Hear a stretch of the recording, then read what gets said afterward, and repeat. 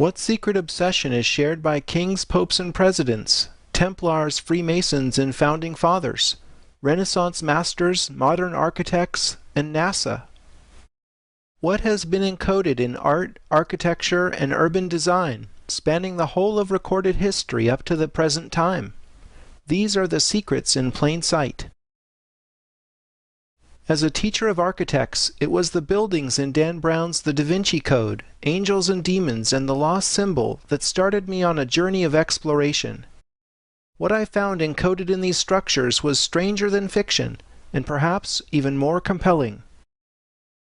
Friends kept handing me interesting nonfiction, and after a while I felt that each was a clue in some overarching and interconnected mystery. I felt I was seeing no more than the tip of an iceberg. As I investigated further, I unwittingly began an initiation into the ancient mysteries, as I progressively uncovered a body of knowledge cleverly hidden in plain sight in the design of important buildings, famous works of art, in long-distance alignments between sacred sites, and in the streets and public spaces of many of the world's great cities. What I have uncovered is a story about monumental works specifically designed to embody a symbolic program of ancient wisdom. This wisdom relates to core truths about the design or architecture of the universe, best expressed by musical principles, sacred geometry, and number theory. What I am calling the architecture of the universe is closely related to the Hermetic philosophies of Pythagoras and Plato. All is number. All is mind, indeed all is consciousness.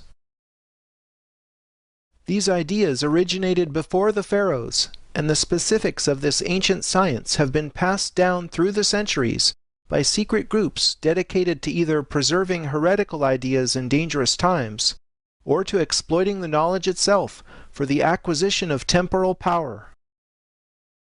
You might be surprised to learn how people living at what historians call the dawn of civilization possessed the ability to accurately measure the size of the Earth, and to survey long distances with a precision rivaling GPS satellites. You'll discover how the oldest surviving temples elegantly encode an understanding of Earth, Moon, and Sun that is in some ways more advanced than modern science.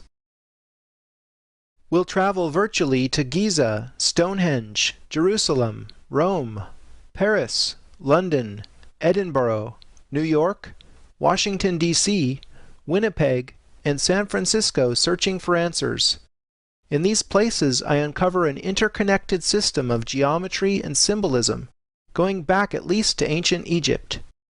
We'll find Pythagorean triangles, Vesica Pisces, rhombi, pyramids, octograms, enneagrams, and zodiacs encoded in much of the world's great architecture and urban design, exposing a secret obsession with ancient symbolism spanning the centuries on up to the present day.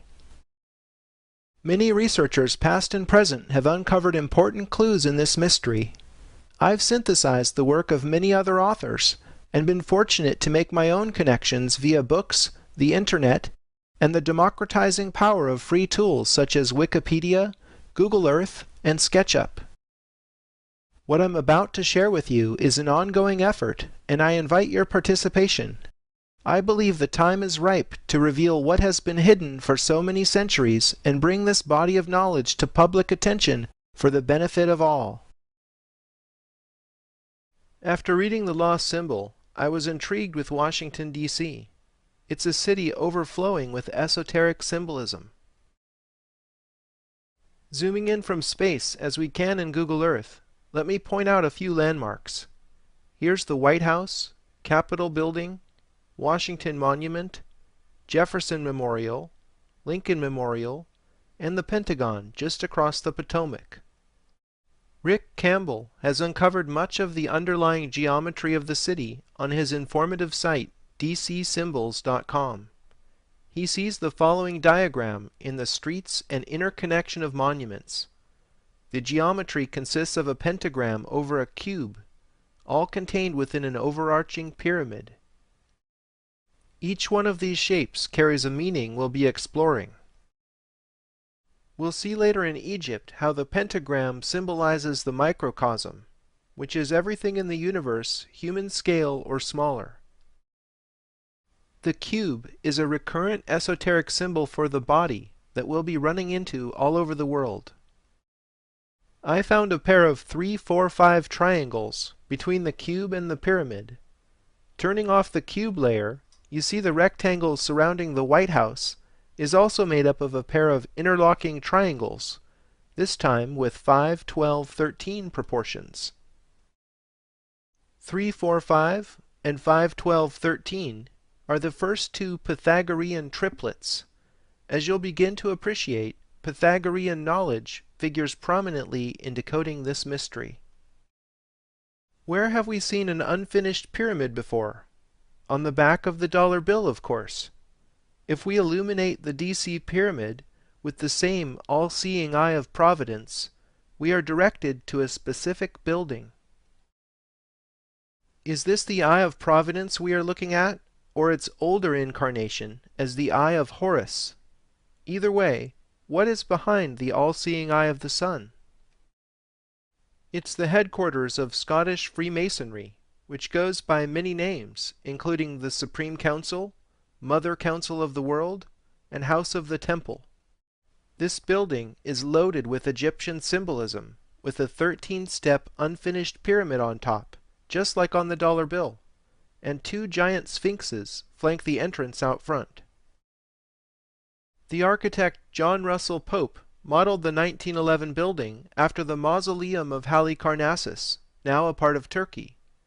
As one of the 7 wonders of the ancient world, it served as tomb of King Mausolus, which is where we get the word mausoleum.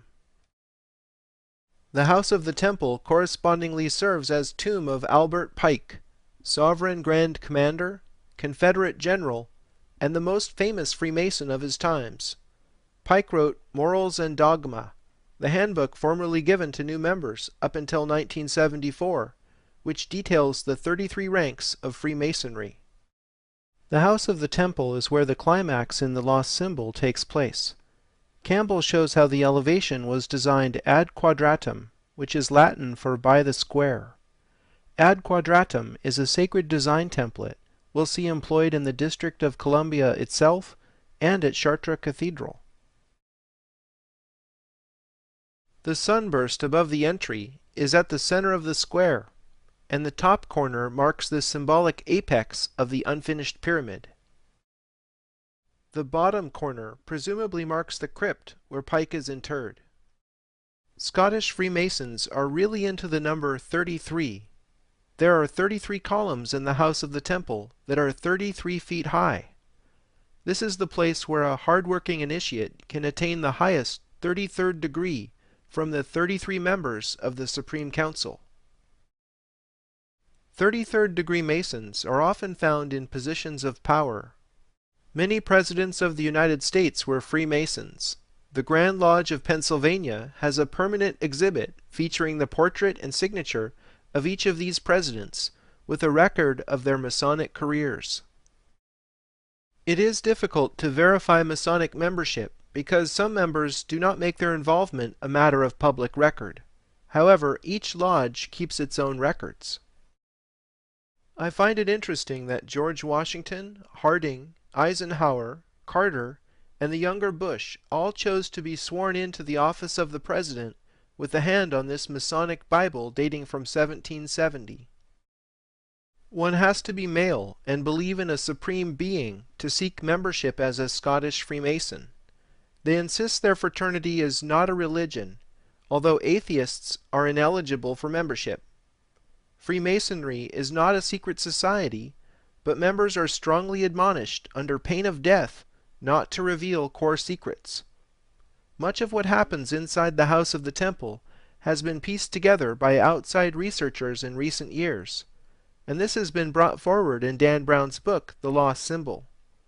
Members can rise to the 32nd degree through hard work and study, but only those selected by the Supreme Council may attain the highest 33rd degree. Richard Hoagland and Mike Barra have dredged up the most interesting connections between the Scottish Freemasons and NASA. Here is Cape Canaveral at Kennedy Space Center. These are the two launch pads where all the Apollo and Space Shuttle missions left Earth. Here is the single runway, runway 33. Of all the vectors they could have chosen for the strip, why did NASA choose 33 degrees west of north? If that seems like circumstantial evidence to you, how about this? Here is astronaut Buzz Aldrin, 33rd degree Mason, on the moon holding the flag of the Supreme Council, which he later brought back to Earth and gave to the Supreme Commander of the House of the Temple. These examples show that the Freemasons and NASA are obsessed with this number. I'm wondering what's so special about 33? Where else does this number appear? Jesus is said to have performed 33 miracles and to have died at age 33. Perhaps this is no coincidence. The Bible says King David, father of the famous Solomon who built the first temple in Jerusalem, reigned for 33 years. In the Kabbalah, or Jewish mysticism, there are 10 Sephiro in the Tree of Life, plus another hidden one called Doth. Adding the 22 paths between Sephiro brings the total up to the magic 33. My theory involves the Schumann resonance. This is the frequency at which the Earth vibrates. Scientists have measured this standing wave at 7.83 Hz, with a wavelength equal to the circumference of the Earth. This inaudible low hum is due to lightning discharges in our conductive ionosphere, causing the planet to actually ring like a bell. If you do the simple calculation, which I've done here in a spreadsheet, you'll see that middle C is 33 harmonics, or 32 overtones above the Schumann resonance. Sound implausible? Think of it this way. Our bodies resonate 33 octaves above the Earth's fundamental vibration. This fits with the ancient Hermetic motto, as above, so below. I find it incredible that the UN emblem divides the Earth into 33 sectors. This has to be more than coincidental. The human spinal column appropriately has 33 vertebrae if you count the fused bones in the lower spine individually. 33 might very well be built into the architecture of the universe. For further confirmation, let's take a look at the Great Seal of the United States of America as shown on the back of a $1 bill. Let's start with the obverse side of the Great Seal. That's the side with the eagle. Most important to our current line of inquiry, let's count the number of feathers on the wings. The left wing has 33 feathers, and the right wing has 32. Could these refer to the 33 harmonics or 32 overtones just discussed in relation to the Schumann resonance? I think Rick Campbell has correctly decoded the controlling geometry. 3 circles with their centers on each other's circumferences form a kind of double vesica Pisces, if you will. A vesica Pisces is formed whenever 2 equally sized circles come together, such that their centers are on each other's circumferences. A Star of David emerges from the 3 circles' intersection points. Examining the reverse of the Great Seal, we find the same controlling geometry.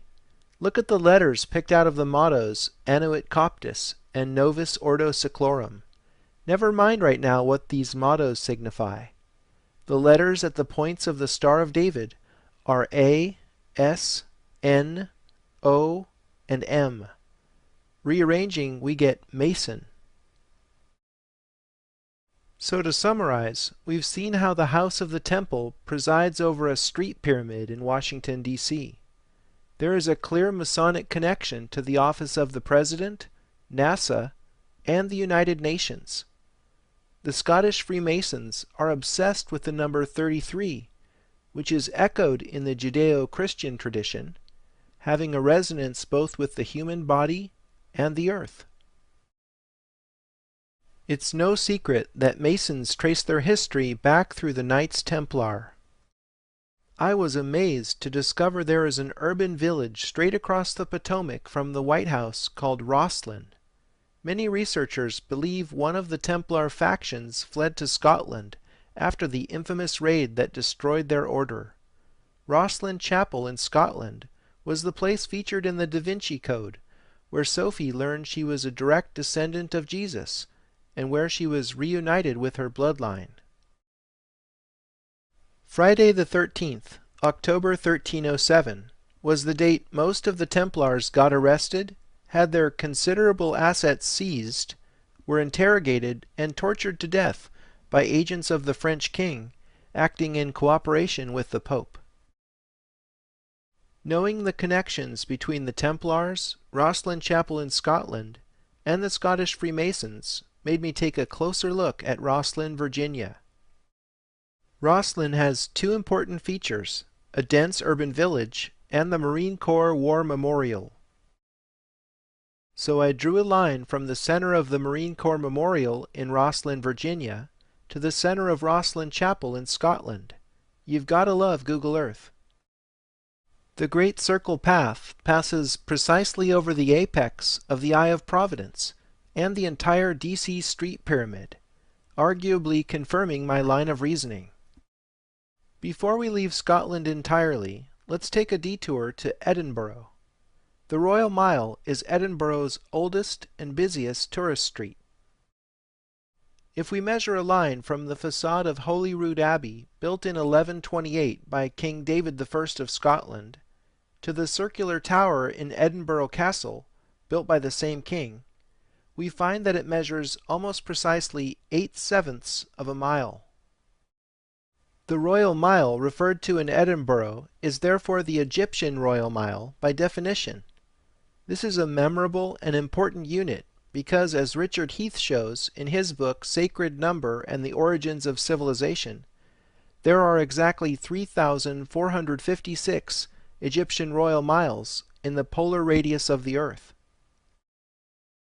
King David built these structures right at the beginning of the Knights Templars' existence, shortly after the Knights returned from Jerusalem and the Gothic building explosion began.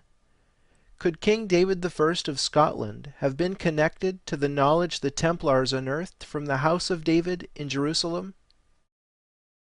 Let's return to Washington, D.C. and see how the Royal Mile is encoded there in plain sight. Zooming into the area in front of the Capitol building, many researchers have identified Masonic compasses built into the street plan. The compasses that run along Pennsylvania and Maryland avenues point to the White House and the Jefferson Memorial. The spread of the compasses is 1 royal mile. I might chalk this up to coincidence if it wasn't for the diagram Richard Heath has published in Sacred Number. Heath's diagram is drawn as a grid of equilateral triangles, so every edge measures 1 royal mile. The Jefferson Memorial, White House, and House of the Temple are centrally located on these nodes. The point of the pentagon facing the White House is at this node. This is simply too much coincidence to have not been the product of intentional design. I find the ancient Flower of Life diagram fits perfectly into this grid. The Flower of Life has been found all over the world. Wikipedia lists the Flower of Life in 15 countries so far. Here's the Flower of Life at the Osirion Temple in Abydos, Egypt, which is a minimum of 3,300 years old. It's a little-known fact that Leonardo da Vinci even studied the Flower of Life. This is the second depiction of a cube we've seen in DC. Metrology, the science of measurement, is one of the keys to deciphering secret architecture. Each side of the larger cube spans 2 triangles, forming an edge length equal to 2 royal miles. The polar radius of the Earth is 1728 times 2 royal miles. This equals the 3456 royal miles referenced by the Edinburgh Royal Mile. The number 1728 links DC with the mythical New Jerusalem described in the Bible. And the city lieth 4 square, and the length is as large as the breadth. And he measured the city with the reed, 12,000 furlongs. The length and the breadth and the height of it are equal. The dimensions of New Jerusalem describe a cube whose volume is 1728 billion furlongs. Did you ever wonder why the U.S. and Israel have such a strong bond? D.C. is the New Jerusalem. Here's the 1992 Israeli Supreme Court building in Jerusalem. Does this pyramid on top containing a window look familiar? It appears to be the Eye of Providence, the same symbol found in the streets of D.C. and on the dollar bill. Many researchers have seen the Tree of Life from Jewish mysticism encoded in D.C.'s traffic circles and monuments. However, DCSymbols.com is the only place that shows how the streets and traffic circles match this early depiction of the Porte Lucis Tree of Life from 1516. The Portal of Light version is shaped like an actual tree. Maybe that's where the Tree of Life got its name. Scott Circle's gently curving streets mimic the shape of the Pythagorean Y. In The Secret Architecture of Our Nation's Capital, author David Oveson says, "The Pythagorean Y is a vestigial drawing of a path through life, in which one is perpetually presented with a choice of symbolic directions. Should one do good or bad?" Scott Circle is in the position in the Tree of Life known as Doth, the hidden Sephiro. According to the Kabbalah, the reason Doth is depicted as hidden is because humans who remain selfish cannot see it. Only those who orient themselves in the service of others are able to see the light of Doth, in which all 10 Sephiro are united as one. I think Scott Circle exemplifies the secret architecture of D.C. It's plain to see once you have the knowledge, but remains hidden to the general public. Most people who know the Tree of Life are more familiar with the Athanasius Kircher version of 1652, which is arranged in 3 columns. The Kircher version is seen here in John Evelyn's plan to rebuild London after the Great Fire of 1666. Both he and Christopher Wren submitted plans based on the Tree of Life, although Wren's wasn't as in-your-face as Evelyn's.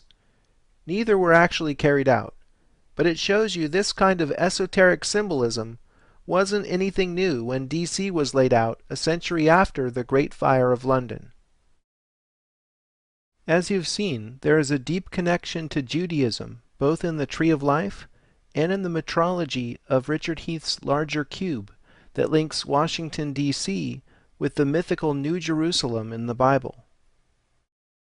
To understand why both the Flower of Life and Tree of Life are in D.C., you need a 1-minute visual education in sacred geometry. The Flower of Life grows on the Tree of Life.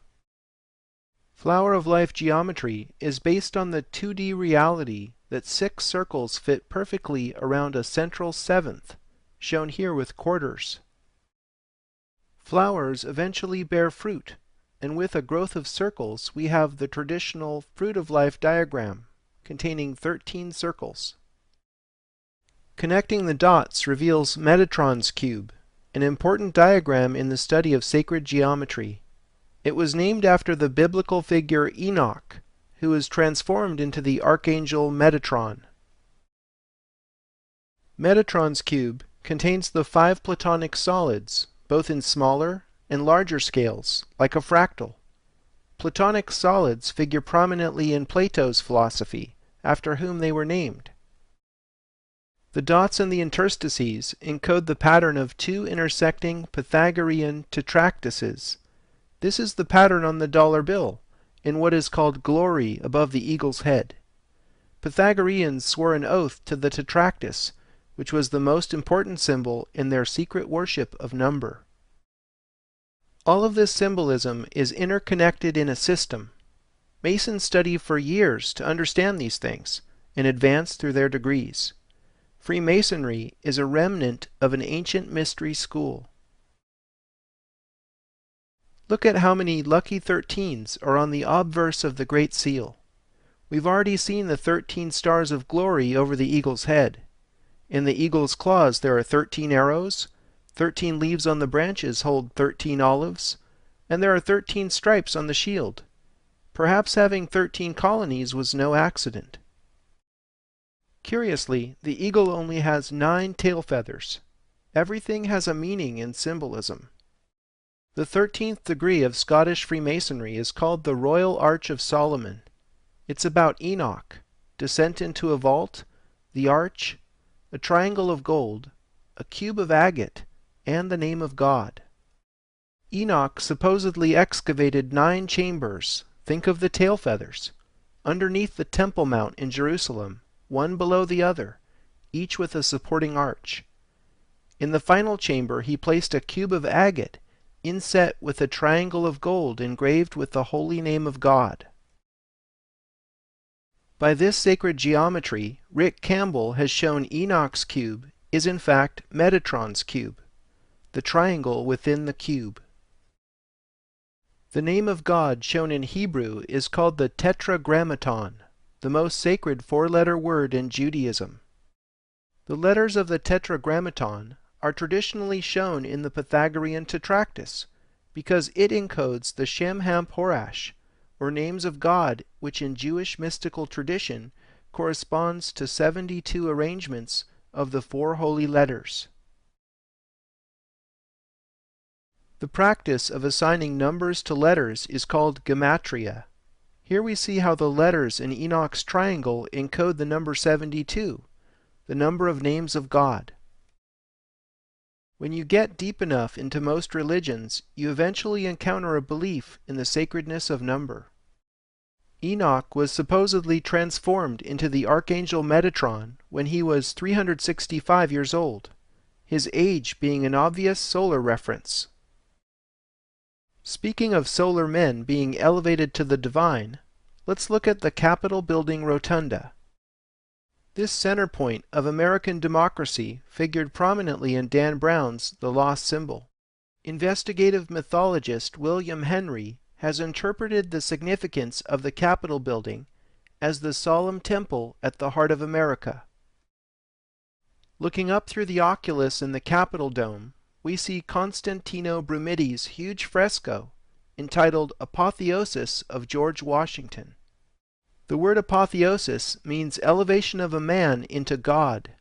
George Washington is sitting on a rainbow up in the clouds surrounded by 13 maidens and flanked by the goddesses Liberty and Victory.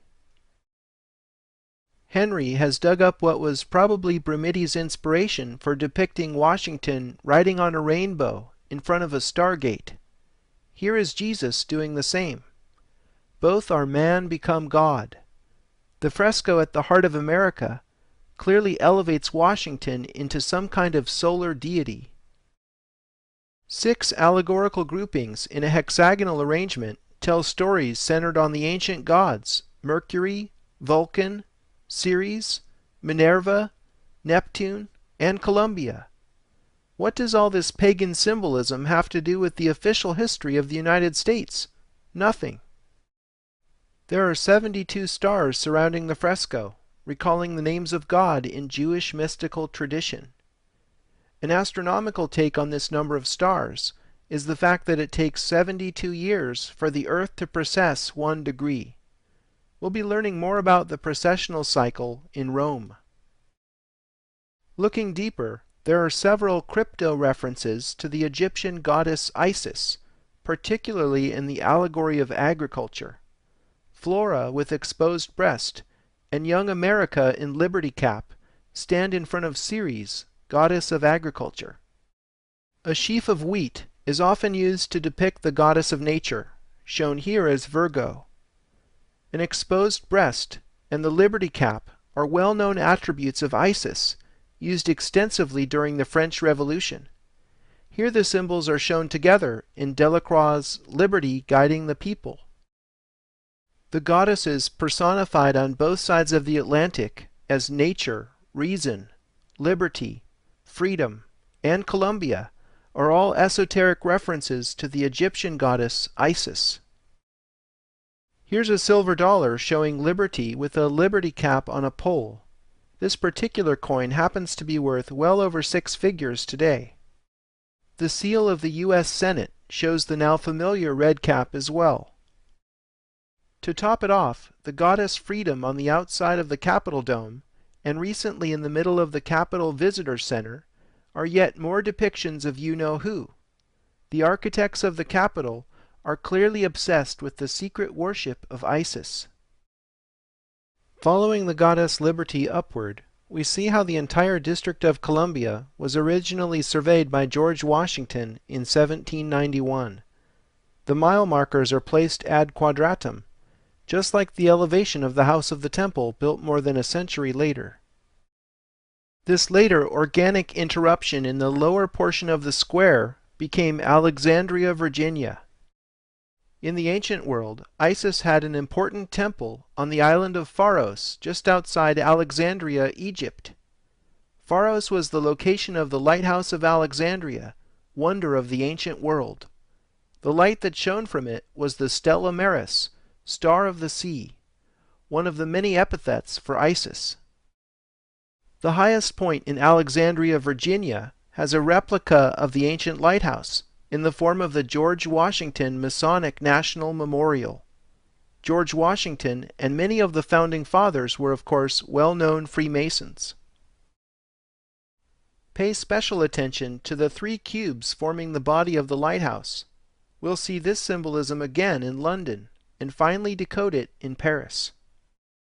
How is it that we keep finding secret connections to Isis and ancient Egypt in a country that has no ostensible reason to make this symbolic linkage? Believe it or not, Pennsylvania Avenue is astronomically oriented to the heliacal rising of Sirius.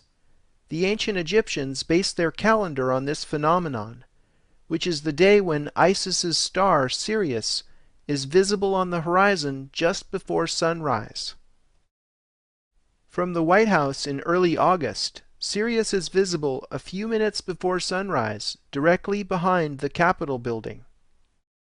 From the perspective of the Capitol building, sunset on this same day passes straight down Pennsylvania Avenue and sets over the apex of the pyramid atop the National Post Office. If you overlay a pair of pentagrams over the Capitol building, a couple of interesting things occur. These edges follow Pennsylvania and Maryland Avenues, and RFK Stadium from 1961 is framed perfectly in the crook of the opposing pentagram. I noticed 4 radiating streets above and below the Capitol building. Then it clicked with the pentagrams, and I see what is actually depicted here is the Templar cross. Can there now be any doubt who is behind the program of symbolism in D.C.? The Templars may be long gone, but the Scottish Freemasons remain active today. We'll learn more about the Templars at Chartres Cathedral, and again in London. David Oveson's groundbreaking book, The Secret Architecture of Our Nation's Capital, reveals that D.C. has more zodiacs than any city in the world, concentrated in what is called the Federal Triangle. The Federal Triangle contains many important governmental structures, including the National Archives, the National Post Office, the Departments of Justice and Commerce, and so on. Most importantly, Oveson shows how these Federal Triangle zodiacs draw attention to one constellation in particular, Virgo. Virgo the Virgin is an esoteric representation of Isis. Oveson's research into Masonic symbolism led him to map the stars Arcturus, Regulus, and Spica to a terrestrial triangle connecting the White House, Capitol building, and the point where many think the Washington Monument was supposed to be. You see, the Washington Monument is shifted slightly to the east with respect to the White House Jefferson Memorial north-south axis. Some claim this shift was due to the fact that the marked point is on landfill, and the site where the monument was actually built is on solid ground. In any case, here is that particular stellar arrangement brought down to earth. We see Virgo over the Federal Triangle, and Leo over the Capitol building. 18th century Masonic French astronomer Jérôme Lalande wrote, "The Virgin is consecrated to Isis, just as Leo is consecrated to her husband Osiris." So Isis is linked with the Federal Triangle and Osiris with the Capitol building. The Virgin's right hand points to the White House, but her left hand is actually on the Washington Monument. This is very interesting to those who know the Isis story. Could Isis be holding Osiris's golden phallus in the form of the Washington Monument? As the ancient Egyptian story goes, it all started when Set became jealous of his brother Osiris, who was king of all Egypt, and whose girlfriend was the beautiful Isis. Set then deceived and killed Osiris, cut his body into 14 parts, sealed all but one of them in a coffin, and sent it down the Nile. As a final insult, he tossed Osiris's penis into the river. His sister consort Isis was at length able to recover and magically reconnect all of Osiris's parts, except for his penis, which was unfortunately eaten by a fish. Isis fashioned a golden phallus, attached it to Osiris, and brought him back to life with a song. From this experience, the resurrected Osiris became Lord of the Dead. Isis was impregnated with the golden phallus, and their son Horus grew to become god of the sun. It's the original story of sex and violence, jealousy, incest, and pregnancy. The Washington Monument is an obvious phallic symbol. The Vesica Pisces paths surrounding the obelisk suggest female genitals. Taken together, the symbols represent the joining of Osiris and Isis and the conception of the sun god Horus. Now maybe you think I'm going too far at this point, but take a look at what is above the elevator that goes up the shaft of the Washington Monument, the same ride Robert Langdon took at the end of the lost symbol.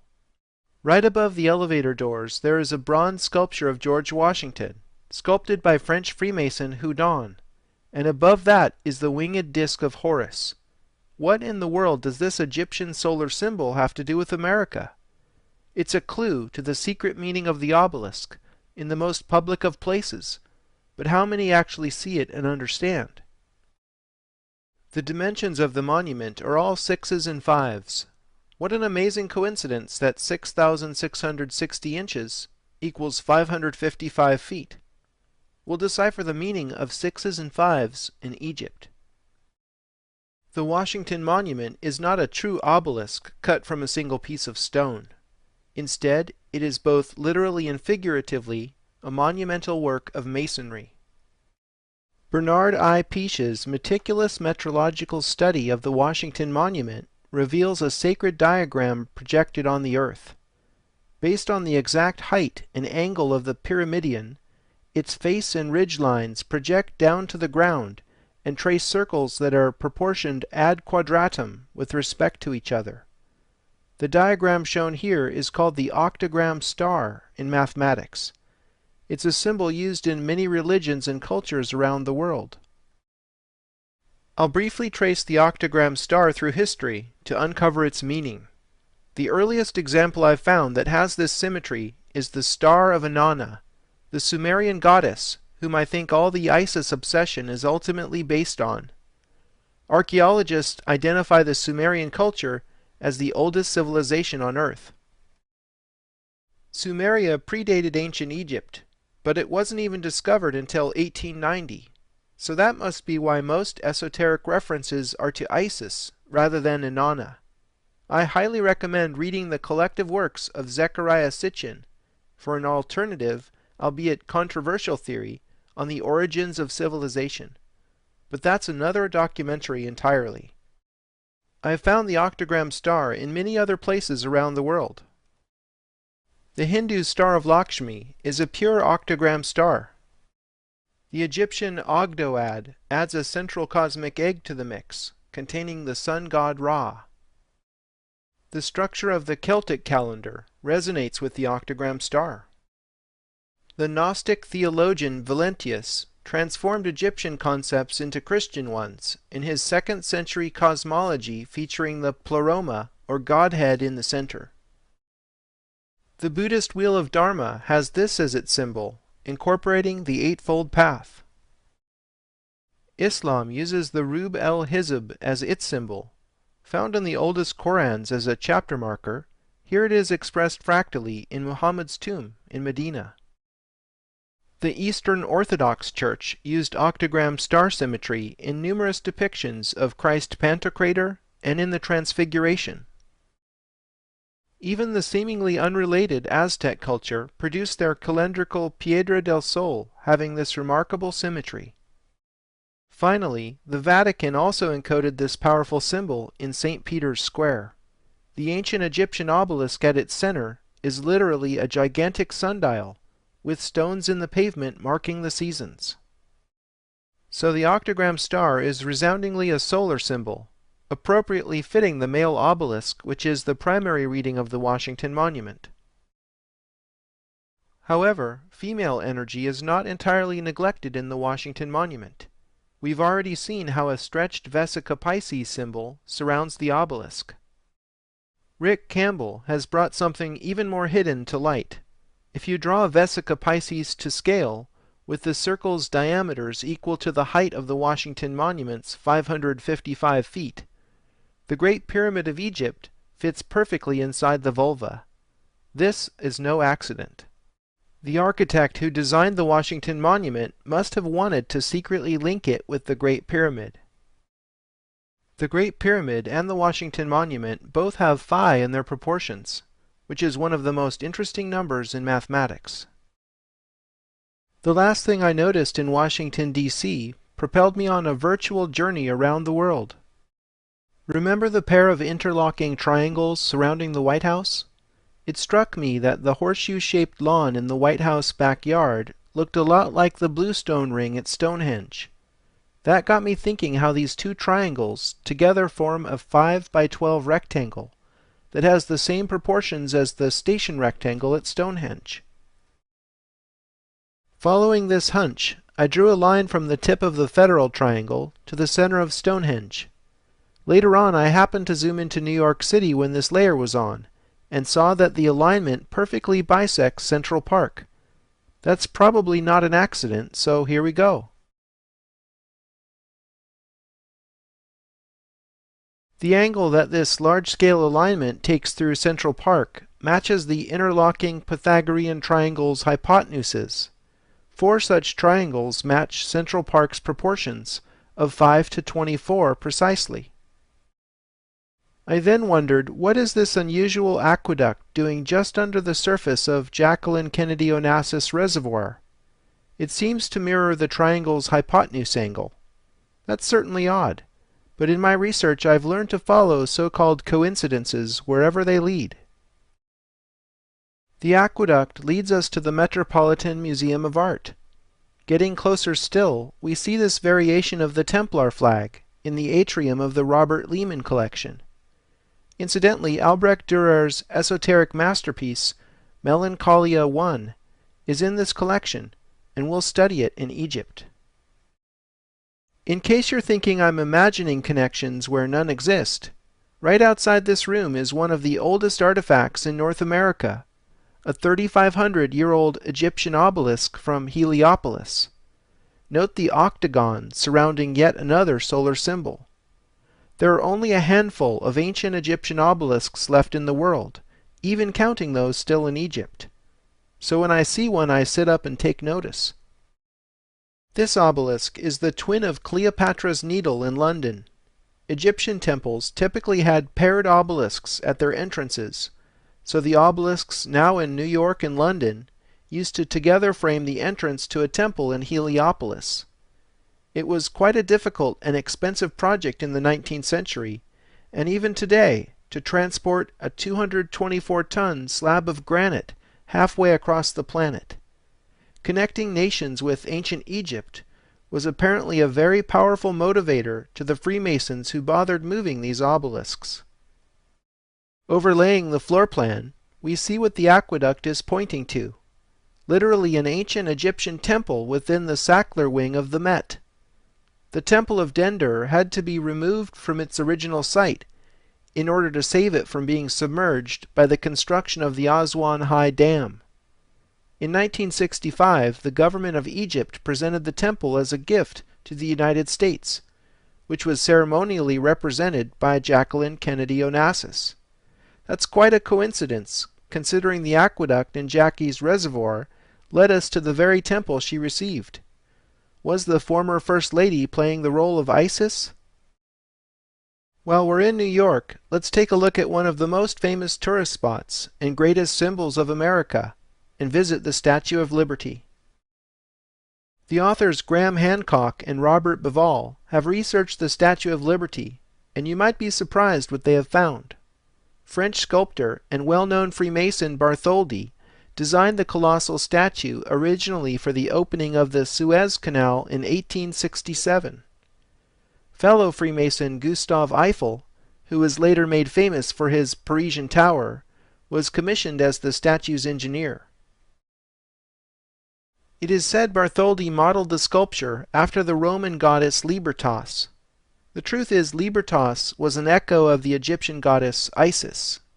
After Bartholdi's Colossus was rejected for the Suez Canal due to financial reasons, he repurposed it as the Statue of Liberty for New York Harbor. It comes as no surprise that the cornerstone for the Statue of Liberty was laid in a Masonic ceremony. Researcher Jim Allison has connected the dots and identified the triangle between Giza, Pharos, and the opening of the Suez Canal. The angle of this triangle matches the slope of the Great Pyramid and looks like the Greek letter delta, which beautifully echoes the Nile Delta. The Colossus of Rhodes was one of the 7 wonders of the ancient world. The giant statue that stood on the island of Rhodes depicted Apollo, god of the sun, who also wore a crown of 7 rays. 7 rays is very interesting in light of the culmination of the initiation ceremony into the cult of Isis. According to 19th century author Edward Schur, after a successful initiate survived all the harrowing tests and triumphed over death by fire, water, and temptation of the senses, he was led into an inner sanctum, where he looked upon a colossal metal statue of Isis, crowned with a diadem of 7 rays. I believe 7 is Isis's secret number. Isis's son Horus was god of the sun, just as Apollo depicted in the Colossus of Rhodes was god of the sun to the Greeks. You'll see that the Statue of Liberty's base star is quite odd, having 11 points. I think this was done to make the number symbolism in the Statue of Liberty fit an important Egyptian structure, the Great Pyramid of Giza, whose height to base proportion is 7:11, like the famous convenience store's name. And if you didn't get 11 from the base star, the height of the statue from heel to top of head is 111 feet, 1 inch. So it all fits now. You see how the Statue of Liberty secretly depicts the Egyptian goddess Isis. Extending the line of the submerged structure in the reservoir that led us to the Temple of Isis all the way to the East River, we are directed to the United Nations headquarters in Midtown Manhattan. The iconic Secretariat's building proportions are based on phi. As you know, this proportion links the structure with the Washington Monument and the Great Pyramid. Did you know the 69,000 square meter site of UN headquarters is considered international territory and is technically not a part of New York City? The UN headquarters has its own security force, fire department, and postal administration that even issues its own stamps. The notion of UN headquarters being a city within a city reminds me of how the Vatican is also a city within Rome. I like to refer to this as a nested city or fractal structure. I was fascinated to discover that the Italian government donated an Arnaldo Pomodoro sphere-within-sphere sculpture to the UN in 1991. The golden ball beautifully represents the concept of a city within a city. The internal structures seem to me like buildings and streets on the inner surfaces of the spheres. I'm intrigued because I've seen 3 other similar sculptures in locations significant to my research. Pomodoro made a series of 6 spheres within spheres scattered around the world. Significant sphere-within-sphere locations are the Hirshhorn Museum and Sculpture Garden in D.C., very close to the Capitol building, the De Young Museum in San Francisco, and in the Vatican's Courtyard of the Belvedere, We'll be visiting the latter two locations in due course. The Security Council Chamber is the emergency room of the UN, where decisions involving economic sanctions and military action are sometimes made. Notice the horseshoe-shaped desk surrounding 13 chairs located at a rectangular table in the center. The red chairs flanking the central group are arranged in rows of 13. All these lucky 13s are reminiscent of the many 13s on the Great Seal of the United States. The mural in the Security Council chamber is by Norwegian artist Per Krogh, and it contains some highly interesting symbolism. The left arched panel shows a woman opening a window, letting in rays of golden sunlight. The right arched panel shows a man letting a white horse run before the full moon. Sun and moon are symbolized in Masonic lodges by the columns Boaz on the left and Jachin on the right. Boaz and Jachin originally stood in Solomon's temple in Jerusalem. Boaz symbolizes the sun and Jachin the moon. We'll see this symbolism again in the towers of sun and moon at Chartres Cathedral. The Vesica Piscis shape in the center of the mural contains the story of original sin. Young Adam and Eve stand in the background. Lucifer, hanging from serpentine vines in the tree of knowledge, hands Eve the infamous apple. Years pass, and Adam and Eve are shown with arms interlocked, closer to the center of the Vesica Piscis. In time, their firstborn Cain is shown in the foreground at his parents' feet. This unmistakable imagery is strange to say the least in a chamber representing all the nations of the world. The mural symbolizing the security of all nations should probably embrace all cultures and religions, but it clearly has a distinctly Judeo-Christian subtext. You have to look closely to perceive it, but there is a faint circle representing the sun surrounding the Vesica Piscis. Tiny flames can be seen emanating from this circle, which carry through 4 of the mural's panels. Here the sun, or sun, emerges from the center of the Vesica Piscis, or womb. The bird below the Vesica Piscis is a phoenix, standing over the ashes of its parent. The phoenix is a symbol of transformation and of the cyclical nature of time. Herodotus recorded the fact that this mysterious bird has ancient Egyptian provenance. There is a sacred bird called the phoenix. I have never seen it myself except in pictures, for it is extremely rare, only appearing, according to the people of Heliopolis, once in 500 years, when it is seen after the death of its parent. The beast of war is shown slain in an underground crypt, run through with a sword. The abandoned artillery, machine gun, and soldier laying down his rifle show this is the end of the Second World War. The UN was chartered at the end of this conflict in 1945, and therefore the war imagery is entirely appropriate. Souls, or shades in between life and death, literally in monochrome, are being helped up from below on both sides of the mural. Shades on the solar left side are tinted gold, and shades on the lunar right side are appropriately tinted silver. The original motto of the French Revolution, Liberté, Égalité, Fraternité, or La Mort, liberty, equality, brotherhood, or death, surprisingly maps to much of the remaining symbolism. Souls being lifted with ropes up into the light are gaining their liberty. The scene in the upper left shows a group of people weighing grain, presumably to distribute it with equality. The party in the 2 panels surrounding the Vesica Piscis illustrates brotherhood, with all types of people and children happily united holding cyan ribbons and UN flags. Those souls who died in the war are lining up and entering the starry door of death behind the phoenix. La Mort was later dropped from the revolutionary motto because it reminded people too much of the Reign of Terror. The tricolor flag of the French Republic symbolizes the 3-term motto, Liberté, Égalité, Fraternité. The scene in the upper right shows scientists investigating the macrocosm and microcosm with telescope and microscope. The 2 upper panels hold a political message, with the depiction of people painting, planting, designing, playing music, singing, writing, and dancing.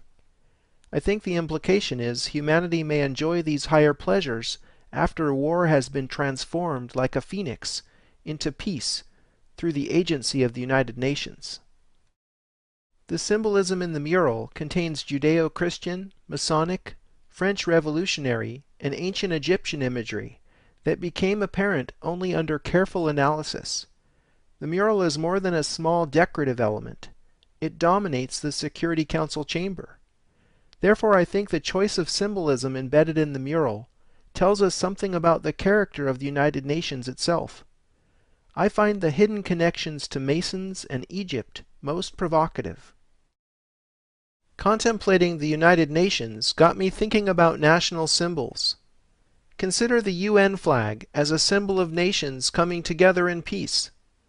As I already mentioned, the map is divided into 33 sectors. It seems appropriate that the Earth is flanked by 2 olive branches symbolizing peace. Each of these branches contains 13 leaves. The UN flag is cyan in color and was created after the UN was chartered in 1945. In 1947, the UN decided to partition Palestine into a Jewish state, an Arab state, and a UN-administered Jerusalem. This decision led to a series of wars, and ultimately Israel's independence in 1948. The coat of arms of Israel is also cyan in color. It seems appropriate that the menorah is featured, because it's been a symbol of Judaism for almost 3,000 years. The menorah is flanked by 2 13-leafed olive branches symbolizing peace, another parallel with the UN flag. There are many countries whose flags and coats of arms feature olive branches symbolizing peace. However, only the UN emblem and the coats of arms of Israel, the United States, and the U.S. Virgin Islands feature olive branches having exactly 13 leaves. The U.S. Virgin Islands coat of arms is a modified version of the Great Seal of the United States. The flag of the United States of America also features significant numerical symbolism. There are 13 red and white stripes. 50 stars are arranged in 9 rows, alternating between rows of 6 and 5 stars. We'll learn the significance of the 9 rows in San Francisco and the alternating rows of 6 and 5 stars in Egypt. Picking up the alignment that started at the tip of the Federal Triangle in D.C., through New York City's Central Park, to its endpoint at the center of Stonehenge, we are wondering, why would the Founding Fathers in D.C. and city planners in New York City conspire to link their fair cities with this ancient temple? The reason is simple. Stonehenge is at the heart of the mystery. Let's take a closer look. The first monument at the site was begun during the Neolithic period, around 3,100 years before the Common Era, and Stonehenge was completed during the Bronze Age, approximately 4,500 years ago. Here's a reconstruction of Stonehenge Phase 3 at its height, showing the sarsen ring with its stone lintels, huge trilithons, and smaller bluestones. The larger Aubrey circle is a ring of 56 holes, accommodating 4 standing station stones. Connecting the station stones, we see what researchers call the station rectangle. The amazing thing is it has precisely the same 5:12 proportion as we've already seen in D.C. and New York City. Now we see where this proportion comes from, as this is surely the oldest known example. The astronomer Gerald Hawkins has shown how the station rectangle encodes specific astronomical phenomena, including cycles of Earth, Moon, and Sun, commemorated by important festivals in the Celtic calendar. Stuckley, one of the founders of the field of archaeology in the 18th century, whose great work was studying Stonehenge, claimed that Freemasonry was a legacy of the Druids, who in turn got their knowledge from the ancient Egyptians. The 7-pointed star inscribed within the Aubrey circle clearly locates the sarsen ring and frames the horseshoe of trilithons and bluestones. After identifying 7 as ISIS's secret number in New York City, I'm wondering if this 7-pointed star isn't the Star of Isis. The Egyptian civilization was at its height at the time of Stonehenge's completion, and although we have no archaeological evidence physically linking the two cultures, it remains an intriguing possibility. Avebury and Silbury Hill are a short distance from Stonehenge. Archaeologists say both of these monuments were built at the same time as Stonehenge, approximately 5,000 years ago. The late John Michell, said to be father of the earth mysteries, and surveyor and researcher Robin Heath, discovered amazing relationships between all three Neolithic monuments in terms of their precise locations upon the earth. The base of Silbury Hill is 864,000 feet from the center of Stonehenge. The sun's diameter is 864,000 miles. The distance from 51 degrees north latitude to the latitude of Stonehenge measures 10.8 Egyptian royal miles. The mean radius of the moon is 1,080 miles. The latitude of Stonehenge is 17.28 miles from the latitude of Avebury. We learned in DC how 1728 symbolizes the cube. Avebury's latitude is precisely 360 divided by 7 degrees north. Dividing a circle into 7 parts yields the Star of Isis. The placement of Stonehenge, Avebury, and Silbury Hill encode the numbers of the sun, moon, cube, and heptagram star. Please measure these things yourself in Google Earth or with other methods.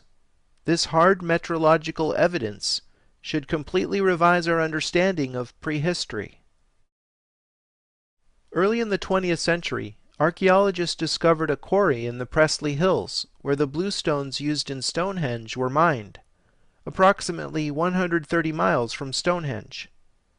Putting aside the practical issue of how the builders transported these large stones to the building site, let's focus instead on an even greater mystery. Heath had surveyed the distance from Stonehenge to an island due west in the Bristol Channel called Lundy. When Heath told Michell that the distance from the center of Stonehenge to a small hill called the Tump at the center of Lundy Island was precisely the memorable number 123.4 statute miles, Mitchell recognized the number from his research, and then all the pieces quickly fit together. A statute mile is equal to 5,280 English feet, and is still used to measure distances on roads in the United States. Michell and Heath drew a triangle connecting Stonehenge, Lundy, and the Pressley mine. Two such matching, interlocking triangles form a rectangle that has the same proportions as Stonehenge's station rectangle, and amazingly is exactly 2,500 times larger. This is the Greater Temple. What is more, the distances in the Lundy rectangle fit ancient Egyptian measure. Robin Heath's brother Richard pointed out in Sacred Number that 123.4 statute miles is precisely equal to 108 royal miles, the same unit that we've seen in Edinburgh and DC. This is no arbitrary distance, as 108 royal miles is 1/32 of the polar radius of the Earth. The architects of Stonehenge must have chosen the building site in relation to an origin point originally selected at the center of Lundy Island. It's absolutely sublime the way Stonehenge resonates with the whole region and with the planet. As above, so below. 108 is a number sacred to many of the world's religions. For example, there are 108 prayer beads in the Holy Rosary. The Rosary is a key devotional path in the Catholic veneration of Mary. The worshippers' fingers keep track of the number of Hail Mary prayers they recite by moving along one bead at a time. Hindus, Buddhists, and Jains all use japa mala prayer necklaces in much the same way as Catholics. Incredibly, japa malas are most commonly made with exactly 108 beads. These too are fingered as the devotee chants or repeats mantras. Whether the worshipper is conscious of it or not, the moon is ultimately behind what they are actually venerating in 108 recitations. As I already mentioned, the mean radius of the moon is 1,080 miles. The connection between goddesses and the moon is as old as humanity. Coincidentally, the element silver, which has always been associated with the moon, has an atomic weight of 108 grams per mole. In The Lost Science of Measuring the Earth, Michell and Heath show how the English foot was derived from the Earth's equatorial circumference. The distance around the equator equals 360,000 times 365.242, with incredible accuracy of 99.994% the current standard. This means the distance around the equator measured in English feet is the number of days in a year times the number of degrees in a circle times 1,000. Historians have lost track of when exactly the foot was invented in the mists of time, but you'll usually hear some tired anecdote about some old king's big foot. We can now confidently say that whoever defined the English foot knew the equatorial circumference of the Earth with an accuracy in the thousandths of 1%.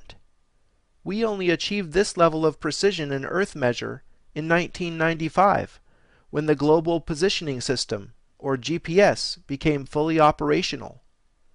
Clearly, we are not the first to achieve this level of technological sophistication. The mile is also based on the dimensions of the Earth. There are 12 to the 5th divided by 10 miles in the meridian circumference of the Earth.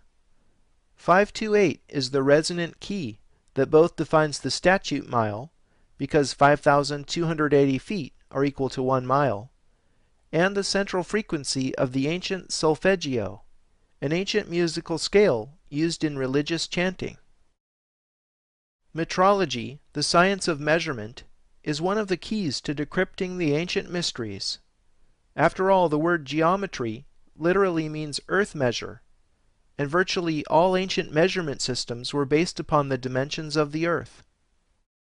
As John Neal laid out in his groundbreaking book, All Done with Mirrors, which was subsequently expanded upon and popularized in books by John Michell and the Heath brothers, the English foot turns out to be the root of the ancient system, wherein units designed to measure different scales were interrelated by fractional relationships. The way the ancient system used simple fractions is analogous to how the metric system uses powers of 10 to interconnect units used at different scales, such as millimeter, centimeter, kilometer, etc. As if these discoveries weren't enough, John Michell and Robin Heath stumbled upon yet another amazing find. There is an island just north of Lundy called Caldy, where there is a very old priory church built over an ancient Druid menhir. This island is located at the 2 to 3 point, along the Presley-Lundy edge of the figure. Musicians will recognize this proportion as the 5th, the most fundamental interval in music. If you draw a line connecting Stonehenge with the precise 2 to 3 point, roughly coincident with Caldy, you get the following proportion. If the Lundy-Stonehenge line is 12, then the Caldy-Stonehenge line is the square root of 153. Believe it or not, we'll see this cryptic number 153 again in the Louvre Pyramid and also in the Bible. So what's up with the square root of 153? Simple. It equals 12.369, the number of full moons in a year. So the proportions of the simple diagram encode cycles of sun, earth, and moon. This is far too much to be explained away by chance. However, Michell and Heath don't offer a theory as to how Neolithic tribespeople knew the precise size of the Earth, surveyed such long distances, or understood subtle mathematical and astronomical relationships, living in what we know for certain to be an utterly primitive physical culture. Logically, one must consider the possibility that someone other than Neolithic tribespeople built Stonehenge. Michell and Heath's work sadly hasn't been accepted by the scientists of our times, and is ridiculed as pseudoscience, because their research has exposed how little we really understand about the origins of civilization. I, for one, urge you to keep an open mind, and to weigh the evidence yourself using the scientific method. Academics today have little tolerance for theories that completely upset the apple cart if they wish to keep receiving funding. I don't have an unassailable theory either, but I will say that the builders of Stonehenge sure had some extraordinary architects directing their work. Fast forward 4 millennia from Stonehenge, and not far away Isaac Newton is hard at work in London on his theory of gravity. He's already invented calculus to cope with the mathematics, but now needs an accurate value for the size of the Earth so he can calculate its precise volume, and thus fix his gravitational constant. Few realize that Newton was much more than a scientist. Today's scientists downplay the fact that their greatest hero was also a practicing alchemist, an art many today would consider pseudoscience. For example, Newton was the first to quantify temperature in 1700 with a scale that was based on the freezing and boiling points of water. I find it particularly interesting that Newton chose to measure his scale from 0 to 33 degrees. Conspiracy buffs are also aware of Newton being identified in the dossier's secrets as one of the Grand Masters of the Priory of Sion, an offshoot of the Templars. Whatever his reasons, Newton believed that the Great Pyramid's metrology encrypted the true dimensions of the Earth. John Greaves, professor of astronomy at the University of Oxford, surveyed the Great Pyramid just before Isaac Newton was born. Newton meticulously studied Greaves' work and based his own dissertations on ancient metrology on it. In 1637, Greaves made the most accurate survey of the Great Pyramid ever undertaken up to that point in history. He was the first to make the unlikely conclusion that the foot was at the root of the pyramid's measurements. To commemorate his discovery, Greaves inscribed a line inside the king's chamber, measuring precisely 1 English foot, with the words, "To be observed by all nations." The unfinished pyramid, that is without its absent pyramidion cap, measures exactly 480 English feet in height, which also happens to be precisely equal to 1/11th of a mile. The width comes in at exactly 756 feet. Herodotus, the father of history, explained that the Great Pyramid was originally capped by a small model pyramid called a pyramidion, which was sheathed in electrum, an alloy of gold and silver. Unfortunately, the valuable pyramidion is long gone. Richard Heath's metrology shows the Great Pyramid's pyramidion measured 1 1/11th feet in height. This metallic cap would reflect the sun's light and look a lot like the shining eye on top of the US dollar bill. The Great Pyramid is the sole surviving wonder of the ancient world. It remains the oldest, largest, and most accurate building ever built. It was the tallest structure in the world for 4 millennia. It is aligned within 0.1% of true north, and its 13-acre base supporting 2.3 million blocks of stone is horizontal and flat to within 15 millimeters. The mean opening in joints between exterior casing stones is less than 0.5 millimeter. The scale and accuracy are astounding. I believe that even with all the money in the world, we do not have the technical capability to replicate the Great Pyramid today. There is much to be said about the Great Pyramid's proportions. I've already mentioned how 7:11 was encoded in the Statue of Liberty. Renaissance artist Albrecht Dürer used the half-triangle proportion of 14:11 in his esoteric masterpiece Melancholia I. Richard Heath has found the half-triangle also encodes 365 days to 20 moons, an interesting astronomical take on the mystery. Notice how pi and phi, two of the most important numbers in mathematics, are also implicated and interrelated in the pyramid proportions. John Charles Webb Jr. has made a profound discovery about the location of the Great Pyramid that is unfortunately widely ignored because of its utter implausibility. Using Google Earth, we can measure the exact latitude of the center of the Grand Gallery inside the pyramid. It is 29.9792458 degrees north. The speed of light in the vacuum is 299,792,458 meters per second. Incredibly, these are the same numbers. How can this be? This correlation is either pure coincidence or evidence of something very profound. The meter as unit of length and the practice of dividing time into seconds would have to be coordinated for the location of the Great Pyramid to encode the speed of light. Nothing may sound more improbable, but this is exactly the sort of numbers game that I think the ancients played.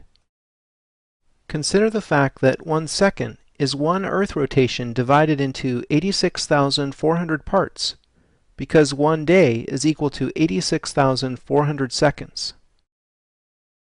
Recall from the Stonehenge and San Francisco episodes that the Sun's diameter is 864,000 miles, and 864 is the number of the Sun.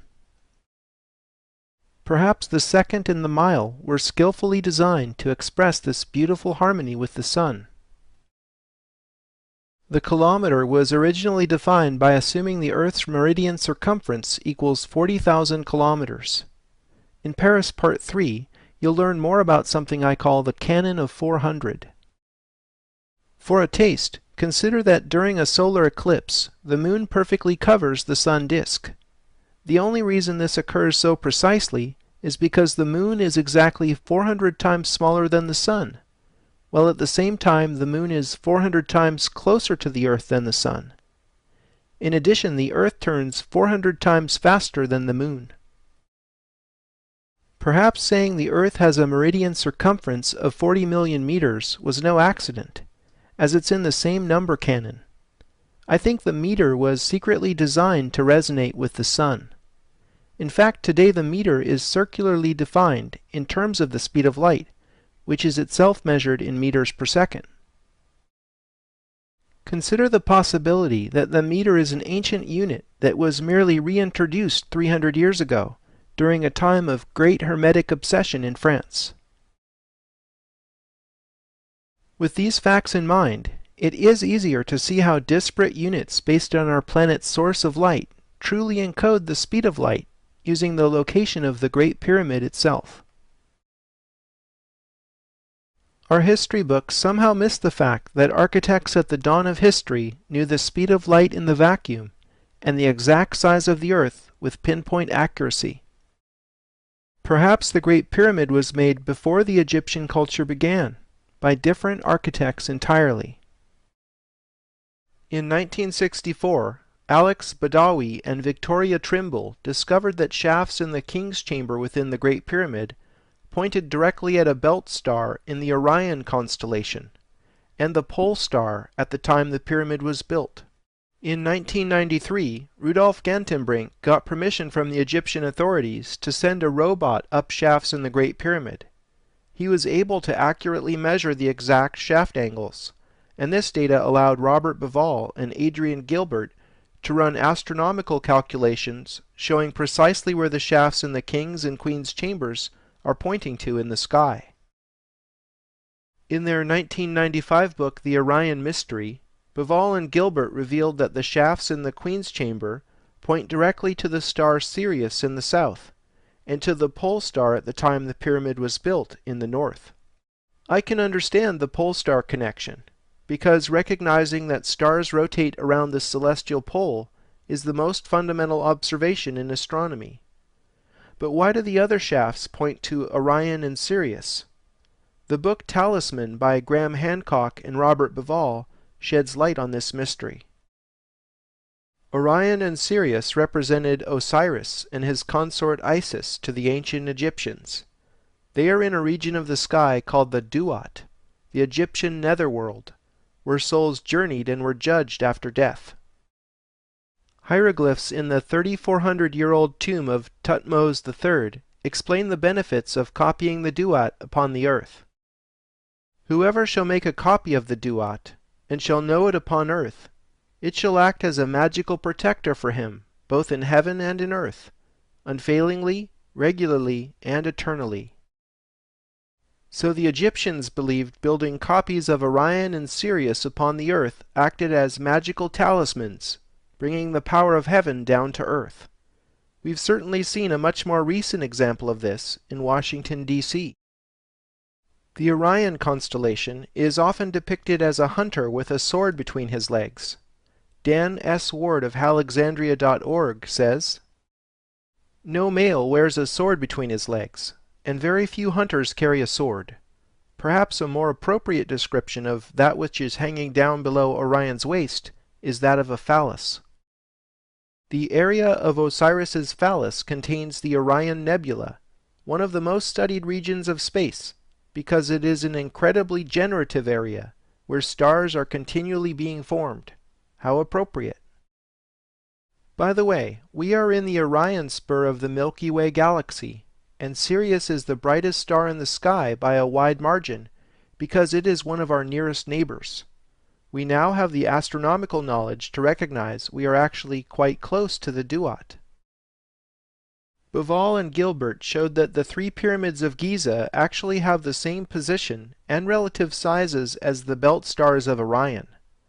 Dr. Gerhard Haney noticed that just as the belt stars of Orion point at Sirius, the pyramids point directly at Heliopolis, ancient center of Egyptian science, art, and religion, which was a single unified body of knowledge in ancient times. Pythagoras, Plato, and many other ancient philosophers journeyed to Heliopolis, were initiated there in the Egyptian mysteries, and spread them in the West. Today the only thing that's left of this entire city is a single obelisk, which happens to be the oldest standing obelisk in the world. Incidentally, this single obelisk is all that's left of the ancient Temple of the Phoenix, which was described by Herodotus. I can't help but recall phoenix imagery in the Security Council chamber of the United Nations. It's amazing how many connections there are between the symbolism of the elite and ancient Egypt. You've already heard about one Heliopolitan obelisk next to the Met in New York City, and its pair on the Victoria Embankment in London. Rome has the remainder of the Heliopolitan obelisks left in the world. Heliopolis was the cult center for the 9 great Egyptian gods, collectively called the Ennead. We'll learn more about the Ennead in San Francisco. In the first decade of the 20th century, G.I. Gurdjieff went on a mystical journey where he met with a number of remarkable men. At Mount Athos in Greece, he was supposedly entrusted with the key to decoding ancient Egyptian knowledge preserved by the Sufi Sarmang Brotherhood. The key he received is the Enneagram, and the means to decipher it. The Enneagram is the fundamental hieroglyph of a universal language. All knowledge can be included in the Enneagram, and with the help of the Enneagram, it can be interpreted. Gurdjieff's philosophy was popularized by his pupil Ouspensky, and through him the Enneagram found its way into modern psychology. The Enneagram of personality is a typology described by Riso and Hudson that's used in business, psychotherapy, arts, education, and for spiritual development. The Baha'i Faith correspondingly uses a 9-pointed star as its symbol. Baha'i scripture specifies that every house of worship must feature a 9-sided great room. There is even a Christian connection. In the 9th book of the New Testament, St. Paul wrote, "The fruit of the Holy Spirit is love, joy, peace, patience, kindness, goodness, faithfulness, gentleness, and self-control. Against such things there is no law." Here is the traditional depiction of the fruits of the Holy Spirit, shown with first letters in Latin. It's another 9-pointed star. With these things in mind, let's explore the sacred geometry of San Francisco. Believe it or not, San Francisco is steeped in Egyptian symbolism. The original Michael H. DeYoung Museum that was built in 1894 had an Egyptian theme, complete with an under-pyramid entrance that anticipated the recent addition to the Louvre. The museum was unfortunately destroyed in the 1906 earthquake, and the DeYoung Museum is presently in its 3rd incarnation. However, the 2 sphinxes that flank the original museum's entrance are still there. The Transamerica Pyramid is a landmark worldwide and is the most famous building in the city. But the Transamerica Pyramid neither houses the headquarters of the Transamerica Corporation nor is it really a pyramid. Does it remind you of an obelisk? It's clearly not a true obelisk because it's not carved out of a single piece of granite, and the elevator core protrudes out of the sides of the structure.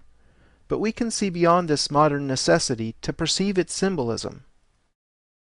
The height of the 1972 structure is commonly cited at 853 feet, but this figure doesn't include the glass pyramidion cap and its mast. Adding the additional 11 feet brings the total up to 864 feet, making this the tallest obelisk in the world, far exceeding the Washington Monument's 555 feet. And 864 is a very interesting number indeed. As you learned at Stonehenge, the Sun's diameter happens to be 864,000 miles. In addition, there are exactly 86,400 seconds in a day. By making the Transamerica Pyramid 864 feet high, the architect was clearly making it a solar symbol. The glass pyramidion cap contains a brilliant light that shines forth on July 4th.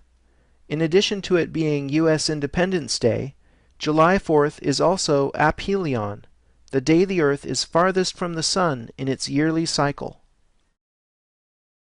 The Transamerica Pyramid occupies a privileged site in the streets of San Francisco. It marks the endpoint of Columbus Avenue, which cuts across the street grid at a 40-degree angle. It's funny, but I recognized the significance of this 40-degree angle immediately because I'd just been hired by an architect to make a 3D model of his 9-sided atrium. This incredible synchronicity is what allowed me to make the next discovery. When I overlaid a 9-sided figure on the streets of San Francisco, here is what I found. The Transamerica Pyramid fits at this vertex. Columbus Avenue runs along this edge. The grid of streets matches this edge's 40-degree turn, and most significantly, it appears that Treasure Island was designed to fit this figure.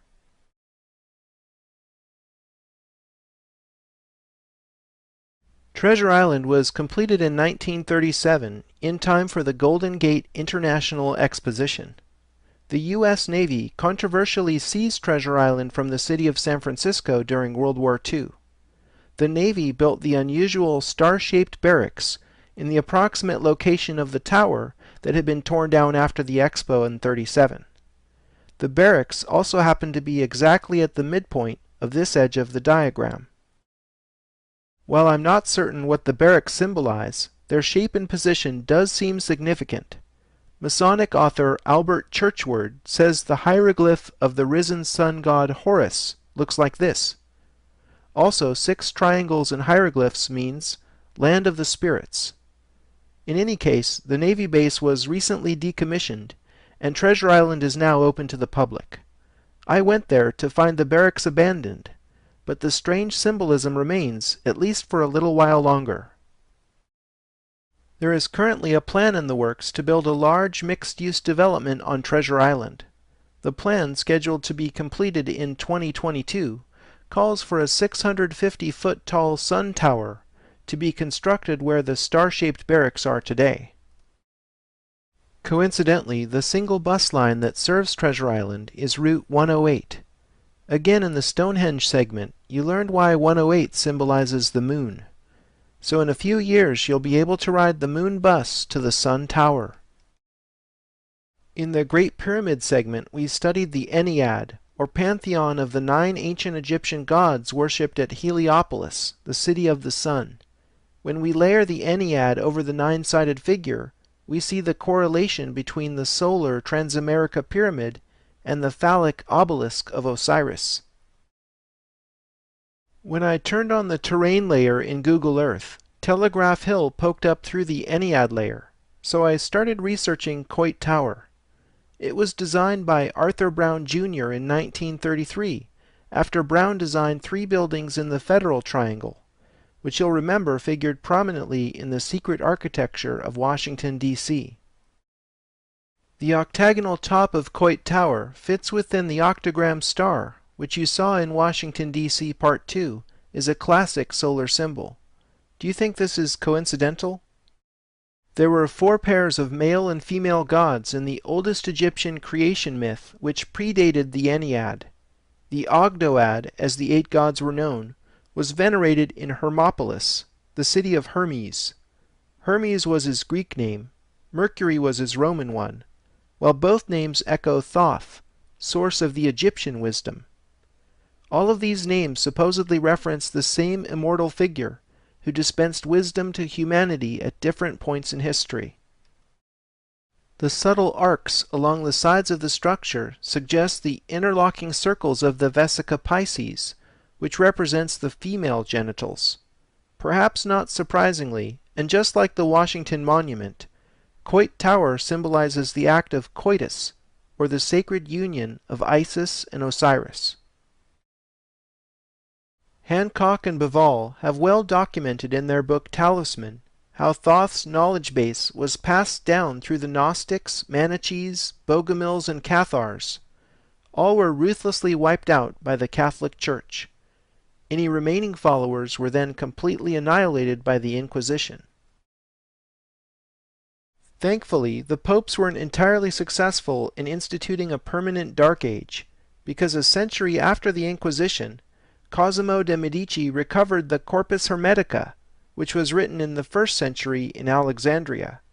This older stream of Hermetic knowledge that escaped the burning of the Library of Alexandria actually fueled the Italian Renaissance, and then went underground in secret societies that persist to this day.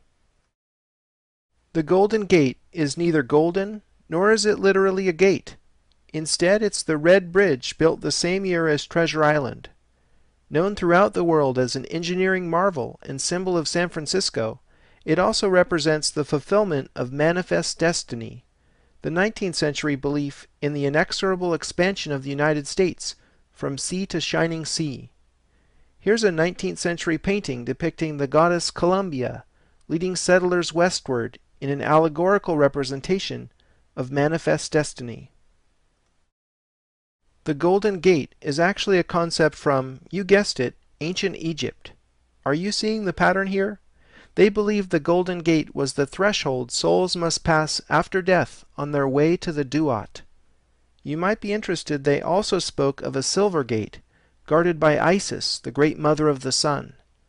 Souls passing through the silver gate on their journey from the divine source are incarnated upon the earth. I think Treasure Island represents the silver gate guarded by Isis. Its 7 sides certainly have her number.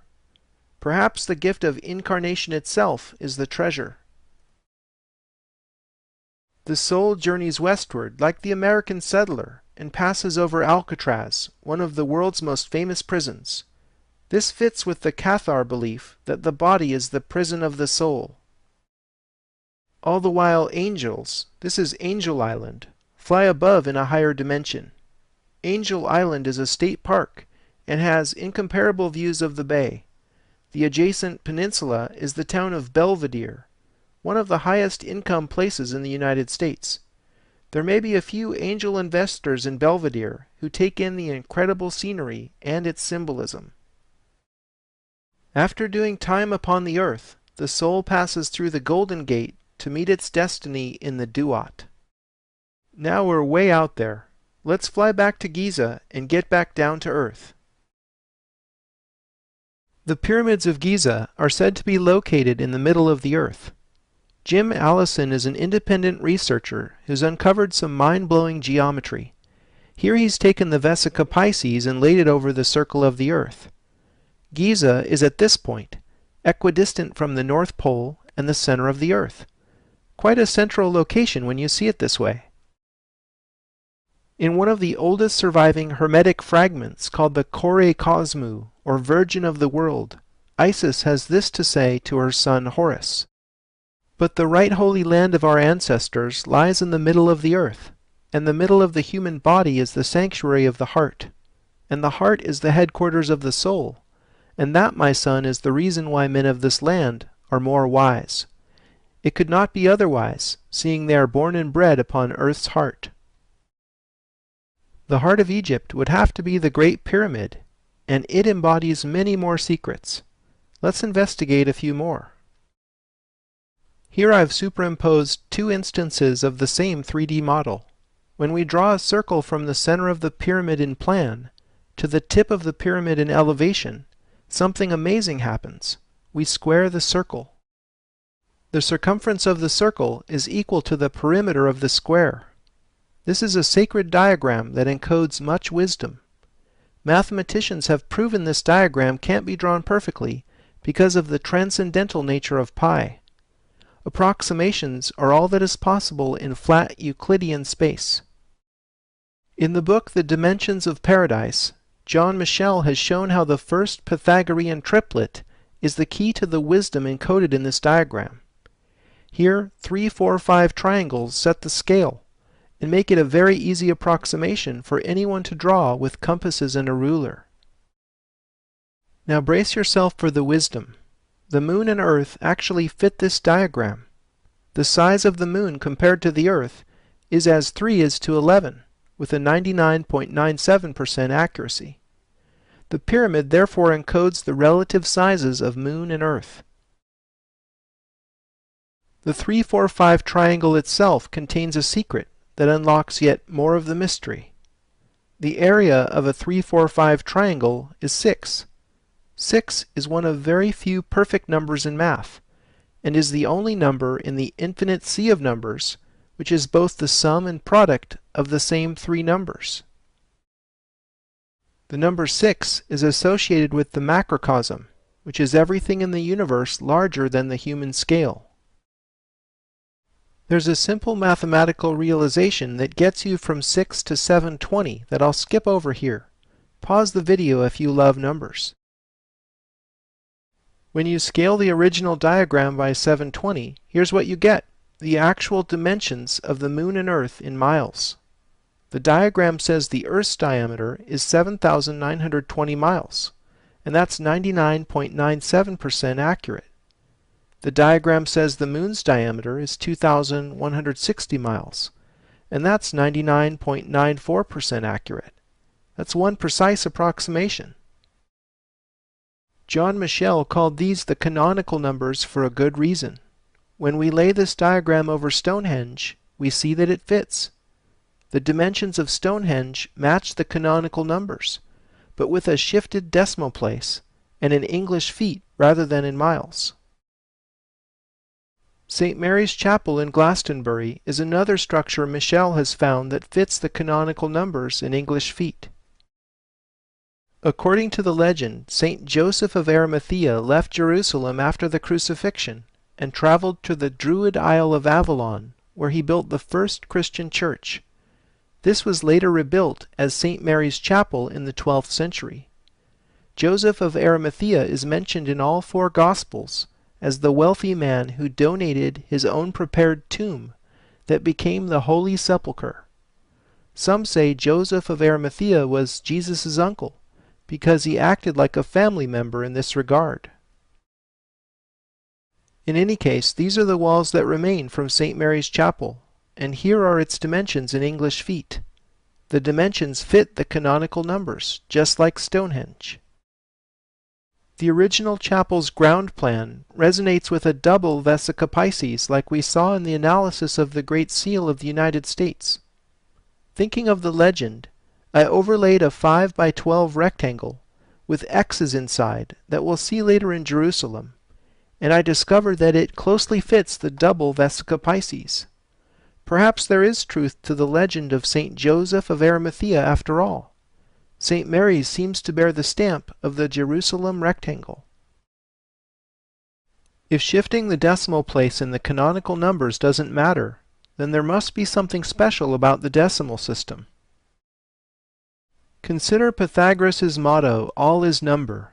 The most sacred symbol in the Pythagorean secret worship of number was the tetractys. The diagram consists of points arranged in 4 rows, with 1, 2, 3, and 4 points in each successive row.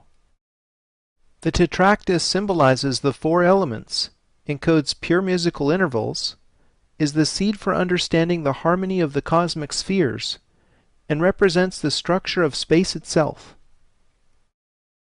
The sum of the points in the tetractys is 10.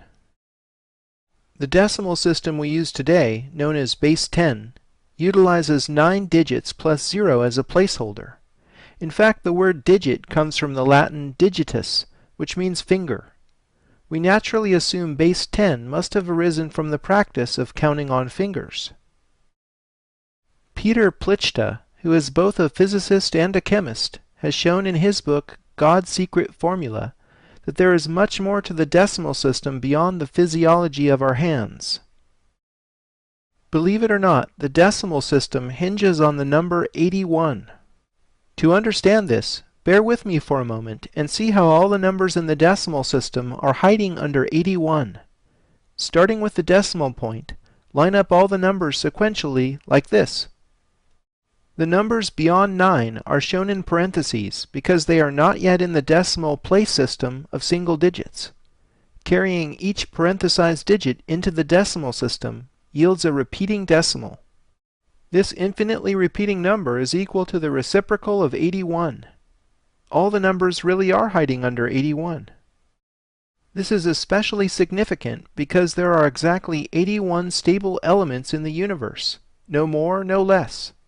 The periodic table of the elements lists the elements beyond 83 as subject to radioactive decay, but most are unaware of the fact that unstable elements 43 and 61 don't exist anywhere in the universe unless they are synthesized. Plichta was the first to make this connection, and also points out that all 81 stable elements are categorized into 10 types of isotopes, which is another reference to the decimal system. So Pythagoras was right. All is number, and the numbers are in base 10. Rena Shesso's book, Math for Mystics, points out some relevant spooky facts. Not only does the moon move through space 81 times faster than the Earth, but the moon has 1/81st the mass of Earth. Am I alone in thinking this is just too perfect?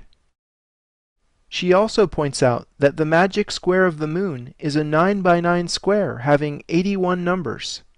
Magic squares go back at least 2,600 years to ancient China. I get the feeling all of this was known in the distant past.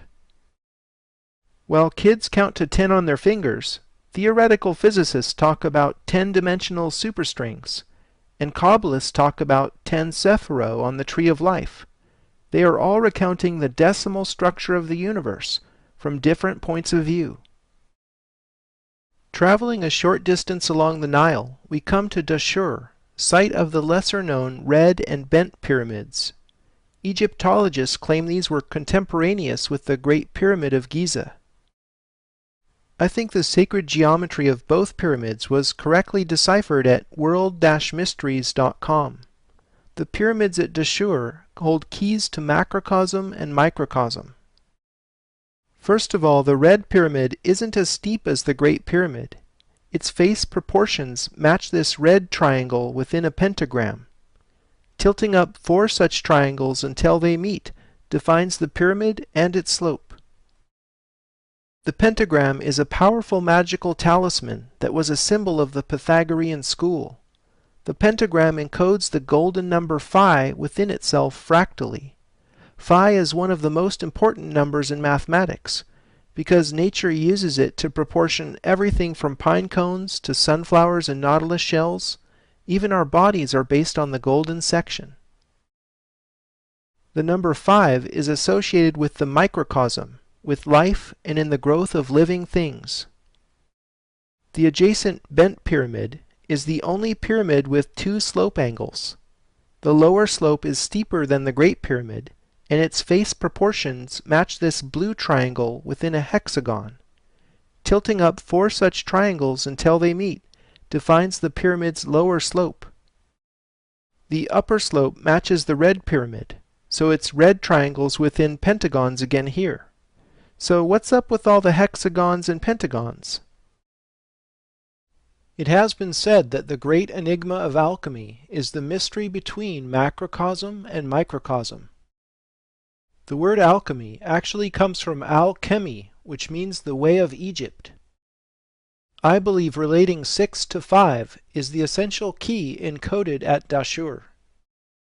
Renaissance master Albrecht Dürer made this drawing in his course in the art of measurement with compasses and a ruler. Everything emerges from the Vesica Pisces. Dürer's Melancholia I is one of the most studied pieces of esoteric art.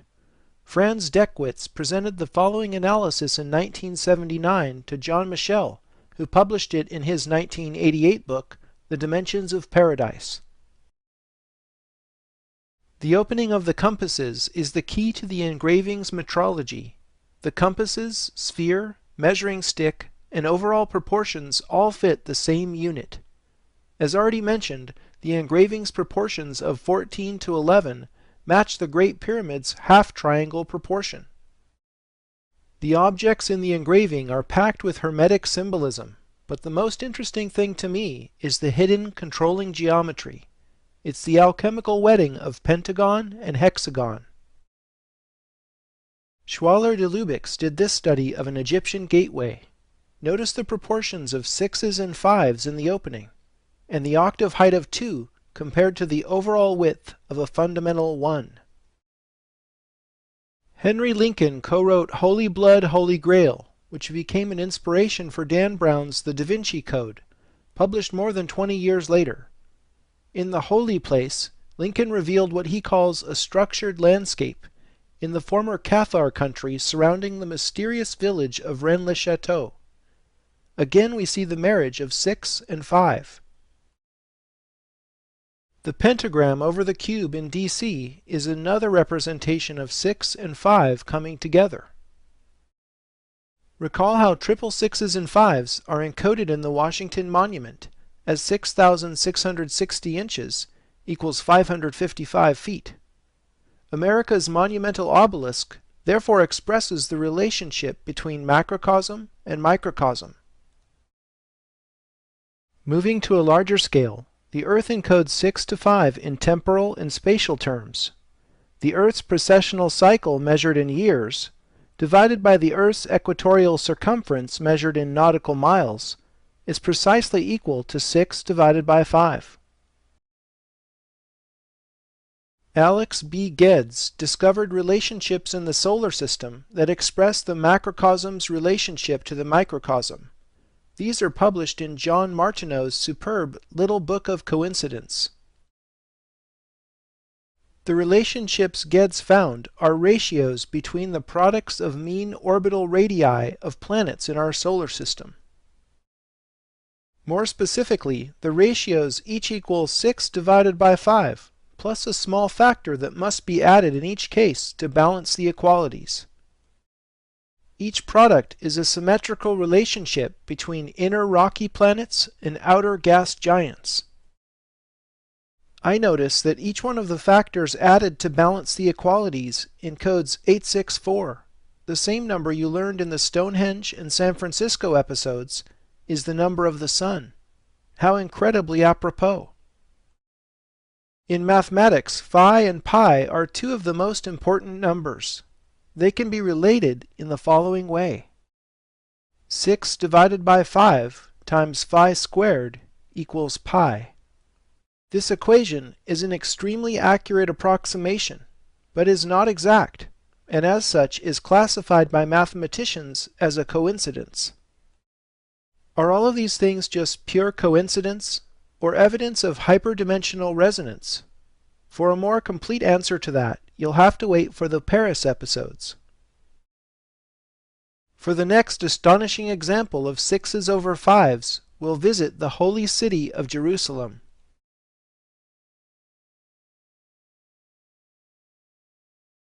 Jerusalem is one of the oldest cities in the world, having been continuously inhabited for close to 6 millennia. The old walled city that occupies an area of less than 1 square kilometer is sacred in Judaism, Christianity, and Islam. The Church of the Holy Sepulchre is the most sacred place in Christianity, where Jesus was both crucified and entombed before rising from the dead. The site where Solomon's and Herod's temples were located is actively debated. The only thing the researchers seem to agree upon is that it was somewhere on the Temple Mount. Locating the temple precisely is a priority for Jews, because the rock of foundation within the temple's Holy of Holies is the most sacred place in Judaism. For centuries it has been assumed that this rock is the same stone whereupon Abraham nearly sacrificed Isaac, and from which Muhammad ascended into heaven, namely the bedrock upon which the Dome of the Rock stands today. You can see in this cutaway how the Sufi shrine was built to worship this bedrock. My favorite theory comes from Dr. Asher Kaufman in 1991. He claims that the Jewish foundation stone is located just north of the Dome of the Rock, in a small section of exposed bedrock currently under the diminutive Dome of the Tablets. The echo of tablets in the dome's name is actually circumstantial evidence suggesting correlation with the tablets of the Ten Commandments. These most famous tablets were stored in the Ark of the Covenant, which of course was located within the Holy of Holies within Solomon's temple. However, the main reason I subscribe to this theory is that it fits the larger geometry of the city, as proposed by John Michel and Christine Rohn in their book 12 Tribe Nations. Michel and Rohn have drawn a 5 by 12 rectangle over Jerusalem, matching the proportion of rectangles we've studied all over the world. The Jerusalem rectangle is anchored in the ancient Jaffa Gate, an opposite city wall corner point here. Its right edge parallels the Temple Mount. Richard Heath showed in Sacred Number that when we draw equal x's within the rectangle, the crossing points pass directly over the rock of Calvary inside the Church of the Holy Sepulchre, where Jesus was crucified, and over the Jewish rock of foundation under the Dome of the Tablets. In other words, these x's precisely mark the holiest spots in Christianity and Judaism. Measuring the rectangle uncovers something more. The length is equal to 1,728 cubits of 1.728 feet each. That's a double reference to the number we learned in Washington, D.C. symbolizes a cube. In Judaism, the Holy of Holies within Solomon's temple had very specific proportions, as described in the Torah. It was a cube measuring 20 cubits on each side. The holiest spot in Islam is Mecca. More specifically, it is the Kaaba within Mecca, which all Muslims are supposed to visit at least once in their lives. Kaaba means cube. Indeed, the object of their veneration is a giant black cube. The word Kabbalah, which means knowledge in Jewish mysticism, also references a cube. In Greek mythology, Apollo and Artemis were born on the small island of Delos. As the story goes, the citizens of Delos consulted the oracle at Delphi to learn how to defeat a plague sent by Apollo. The oracle responded that they must double the volume of their cubic altar to Apollo. This rather difficult problem involving the cube root of 2 was known as the Delian problem in mathematics, which was later solved by the Pythagorean philosopher Archytas. Why are so many of the most important places symbolized by cubes?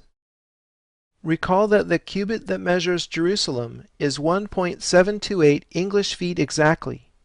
1.728 is equal to 6 over 5 raised to the third power.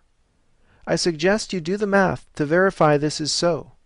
Come to think of it, the word cubit clearly comes from the word cube. So Jerusalem is symbolized by the volume of a cube whose edge length relates macrocosm to microcosm.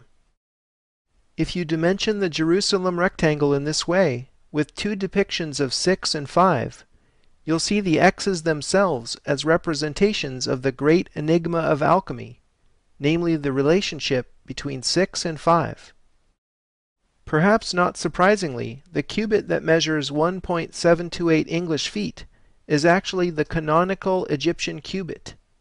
Author Ahmed Osman puts forward the controversial but never refuted theory that Moses was actually the Egyptian pharaoh Akhenaten. Both were powerful monotheists who were educated in Egypt. It's certainly a theory worth contemplating. Many of the most significant events in Jesus' life are lined up along an axis. First of all, Jesus spent time teaching his disciples on the Mount of Olives.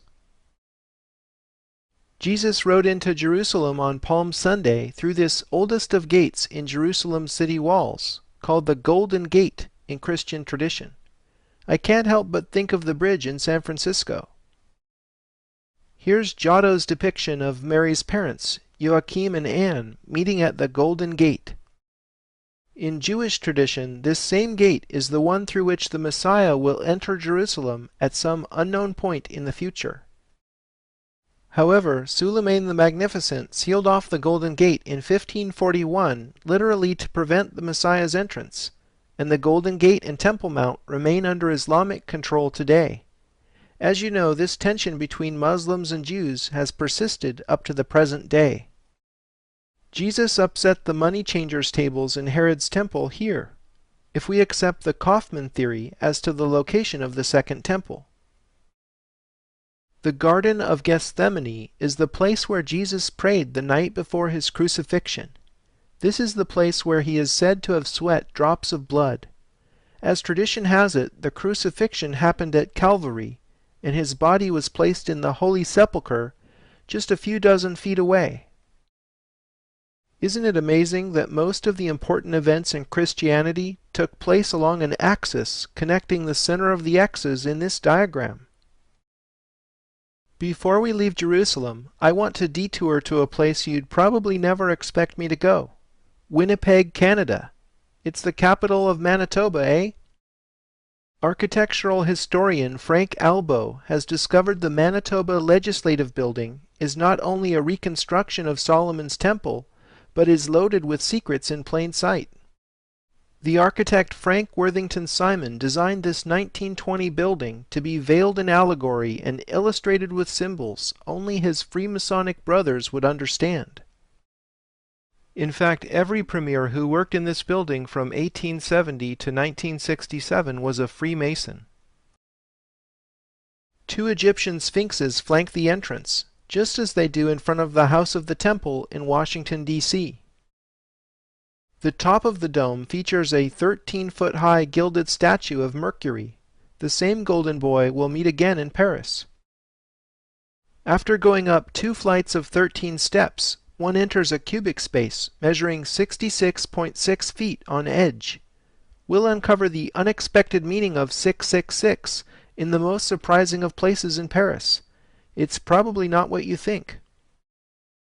According to Albo's research, 2 13-foot-high bronze bisons identify this as a cleansing room in temple vernacular. Going up another flight of 13 steps, one arrives in the rotunda. There's a mural on the wall of the rotunda above the entrance to the Manitoba Legislative Assembly that ostensibly depicts World War I. However, a man wearing a white robe with exposed chest, being supported by his brother, identifies him as an initiate in the first Masonic degree ceremony. Albo identifies this mural as the altar in what is secretly an initiation chamber. Looking up in the rotunda, you see the underside of the central dome the golden boy is perched upon, and looking down a level through an oculus in the floor reveals a fascinating space called the Pool of the Black Star. Just off the rotunda is the Lieutenant Governor's reception suite, which is the only space in the building off limits to the public. Albo got special permission to measure the chamber, and discovered it's a cube, having an edge length of 20 cubits. These are precisely the same dimensions as the Holy of Holies within Solomon's Temple, a place that was also obviously off limits to the public. But if this represents the Holy of Holies within Solomon's Temple, where is the Ark of the Covenant? Albo discovered it's directly above this suite on the building exterior. The war chest, as it's known, is flanked by 2 warriors, which one can accurately identify as raiders of the lost Ark. This building is clearly amazing, but why is it here? Albo points out that Winnipeg is at the geographical center of North America. The black star at the heart of the legislative building was deliberately placed upon this naval point. Okay, but what is the building really doing? I think the Manitoba Legislative Building was designed as a magical talisman to harvest, or in some sense control, the energies of North America. Consider a much older example of this type of talismanic magic. Old Sarum, which is the center point of ley lines in England, dates from the same era as Stonehenge, Avebury, and Silbury Hill. This radiating topology reminds me of one other magical artifact, the sun disk worshipped during the reign of King Tut's father, the pharaoh Akhenaten. If you think believing in magic is childish, consider Walt Disney's so-called Magic Kingdom. Did you know Disneyland has a mysterious Club 33, which is not open to the general public? We know from studying DC how important the number 33 is to Masons. Club 33 memberships cost $20,000, and it's the only place in Disneyland where alcohol is served. There's clearly more going on in the Magic Kingdom than meets the eye. I think the black star at the center of North America holds a much deeper secret. Physicist Nassim Haramein, whom you'll hear more about in Rome, believes that Moses took a compact power source out of the Great Pyramid and placed it inside the Ark of the Covenant before he left Egypt. Haramein showed how the Ark fits precisely within the misnamed sarcophagus inside the king's chamber within the Great Pyramid. It was misnamed because no mummy has ever been found in an Egyptian pyramid. By the way, the granite box's exterior volume is exactly double its interior volume, a mathematical relationship echoed thousands of years later in the Delian problem that plagued the Greeks.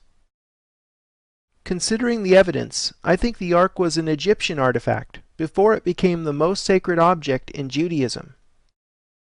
In any case, Haramein believes the power source inside the Ark was a mini black hole. During their exodus from Egypt, the Bible says the Israelites followed a pillar of cloud by day and a pillar of fire by night. Haramein claims the mini black hole stored in the Ark would have produced just such a fiery vortex, rising like a pillar. Haramein's physics show that stars are really black holes under a mantle of trapped matter. Sunspots are black because they literally are vortices in the mantle that expose the black hole inside the sun. The pool of the black star reveals this great cosmic secret to those who can decode the secrets in plain sight. Perhaps there is nowhere else in the world with more layers of history and symbolism than Jerusalem.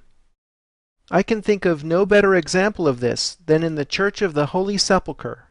Its architecture is a patchwork made from so many untold layers. Calvary Chapel is built on the first foot or so of the rock upon which Jesus is said to have been crucified. Excavation that took place in 1973 revealed a chapel some 15 feet under this rock, called the Tomb of Adam, where the first human skull is said to be visible in the rock face. In fact, the term Calvary comes from the Latin Calvariae Locus, which is Golgotha in Greek, or place of the skull in English.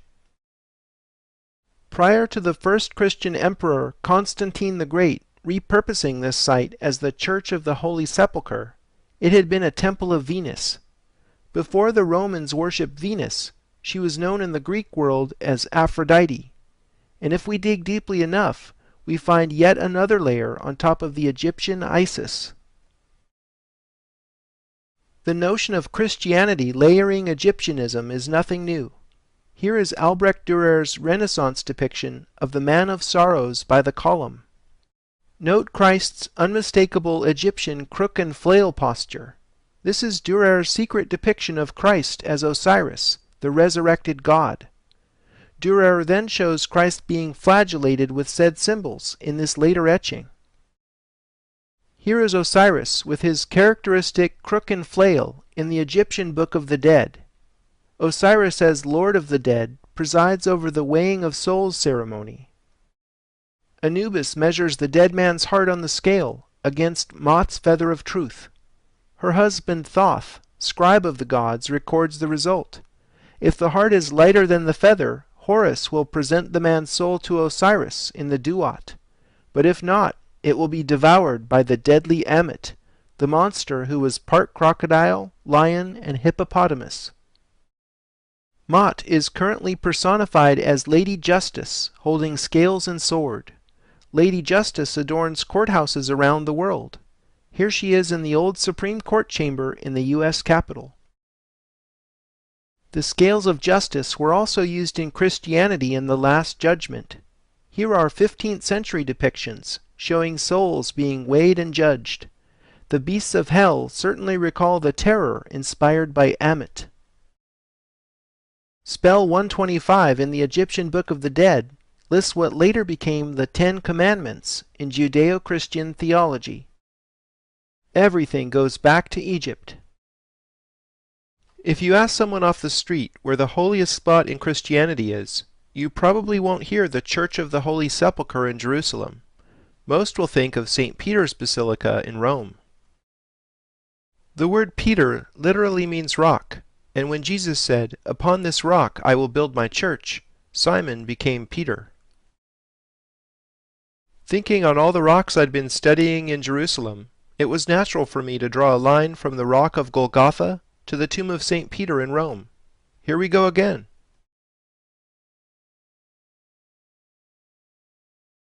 The line connecting Golgotha with the tomb of St. Peter passes directly over the center of the Campidoglio, marked today by the equestrian statue of Marcus Aurelius. What we see in the Campidoglio is Michelangelo's vision for the top of the Capitoline Hill, the ancient world's original capital. It took a Renaissance genius to symbolically turn the Roman power equation on its head.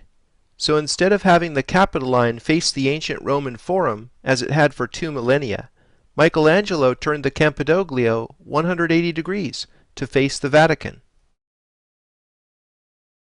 The Campidoglio's paving pattern depicts a 12-pointed elliptical star, symbolizing a zodiac, with the sun at the center.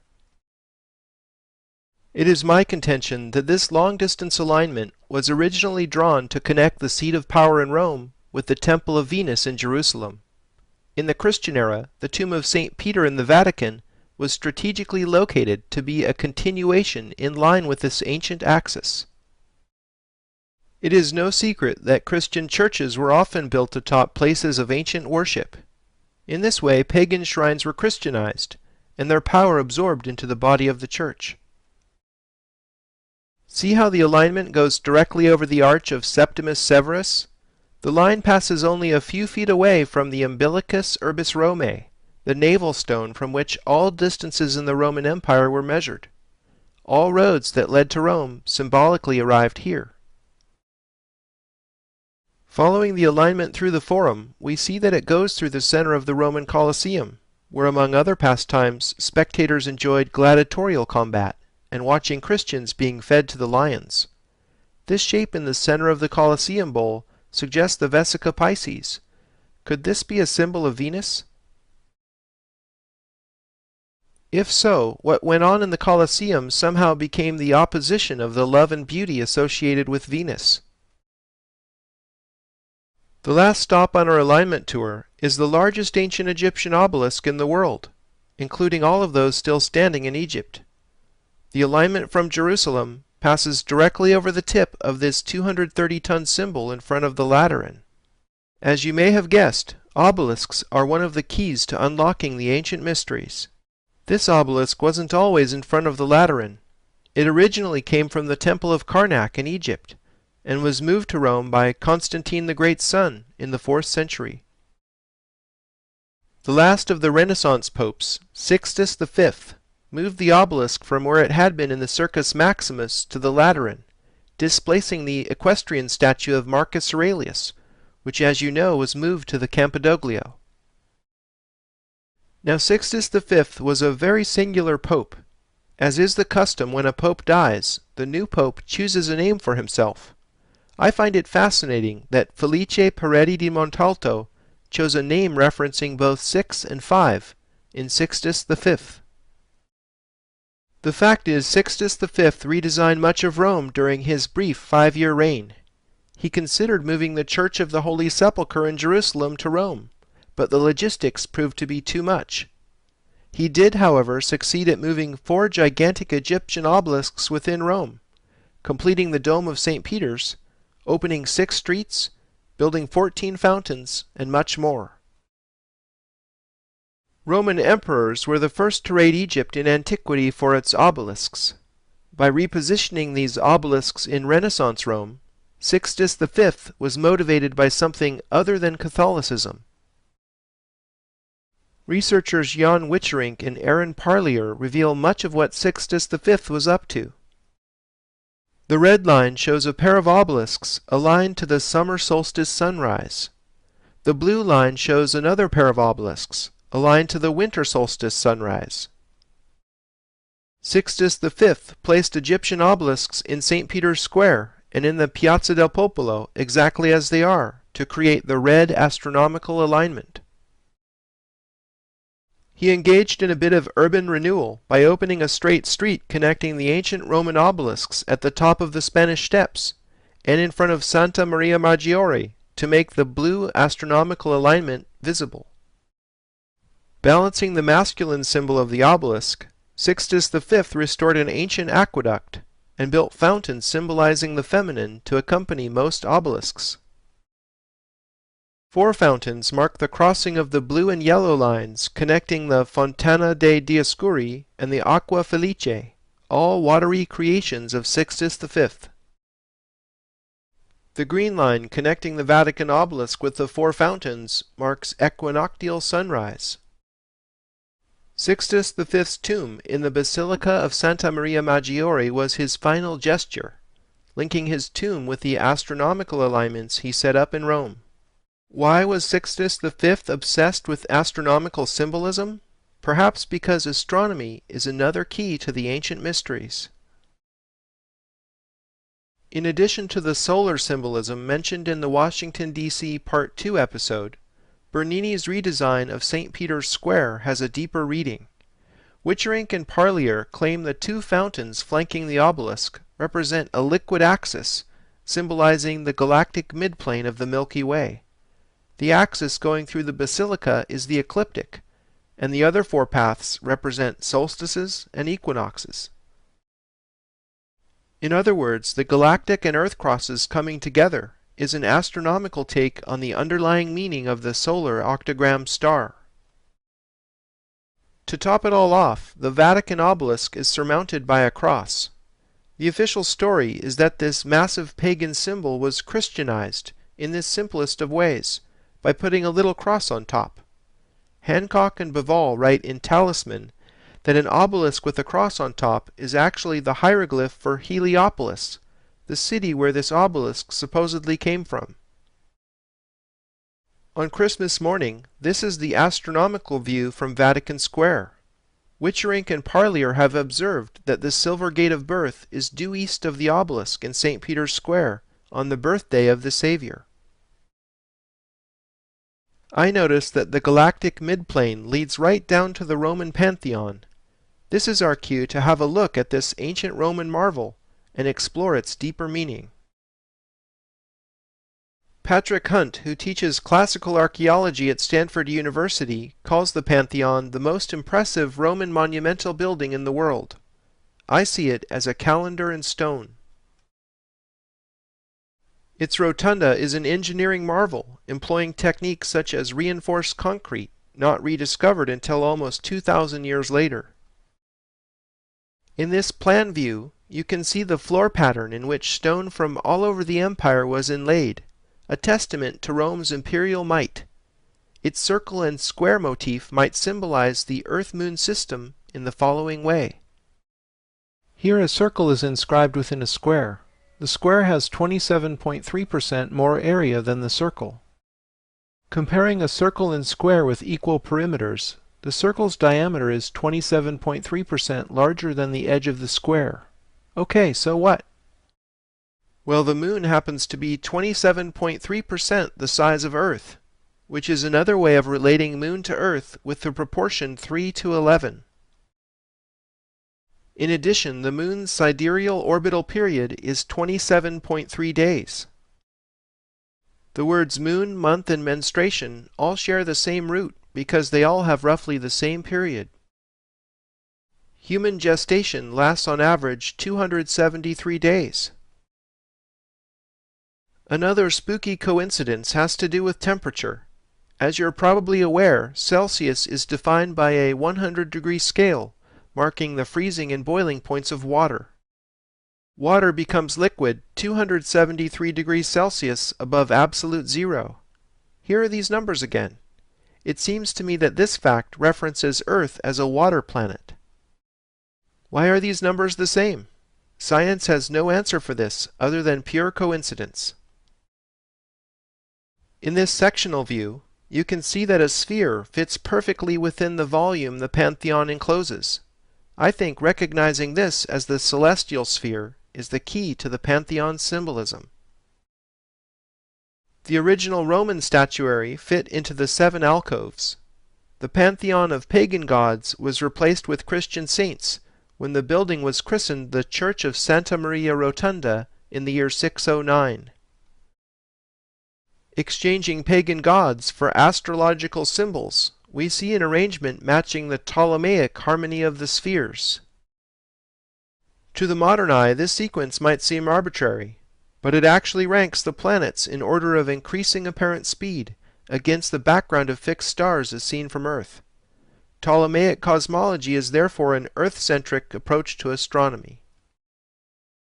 Mark Booth writes in The Secret History of the World, Ptolemy's map of the spheres is conventionally presented as having been superseded by the ideas of Copernicus, Galileo, and so on, but in fact was and is an accurate map of the spiritual dimension of the cosmos, a dimension which seemed more real to the ancients than the material cosmos.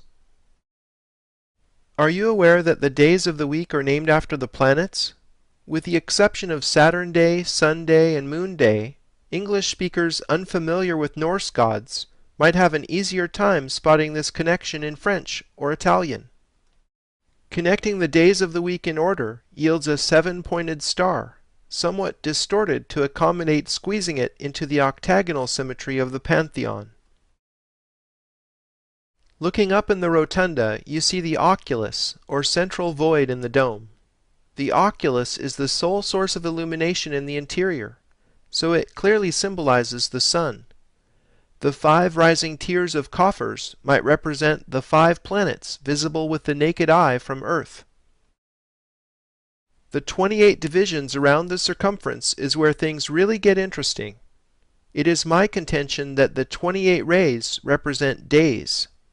Consider a month of 4 7-day weeks lasting 28 days. 13 such months add up to 364 days. The extra day needed to round out a 365-day year is where we get the phrase, a year and a day. Richard Heath has traced this 13-month plus 1-day calendar to the matriarchal societies of the Bronze Age. The Egyptian Sothic year lasted exactly 365 days, without compensating for leap year as we do today. Sothis is the Greek name for Sirius, the star the Egyptians based their new year on. Any way that Father Time slices it, the 28-day division fits the Osiris story. The Temple of Isis on the island of Philae has bas-reliefs which tell the Osiris story. Here Osiris has 28 stalks of wheat emerging from his dead body. The 13 pieces that Isis later reassembled symbolize the 13-month calendar of 28-day months, and his missing phallus represents the extra day, rounding out the Sothic year. Many religious stories encrypt astronomical information in their core levels. Returning to Egypt for more wisdom, let's take a look at the Earth-Moon diagram that came from studying the Great Pyramid. Recall how the relative sizes of Moon and Earth fit the diagram when the circle was squared. John Michel rediscovered the key to much more ancient wisdom still encrypted in this diagram in his book The Dimensions of Paradise. Michel expanded the number of spheres in the diagram from 1 to 12 for reasons that will soon become apparent. If the mean diameter of the Moon is 2,160 miles, then the 12-moon evolution in the diagram encodes the great year.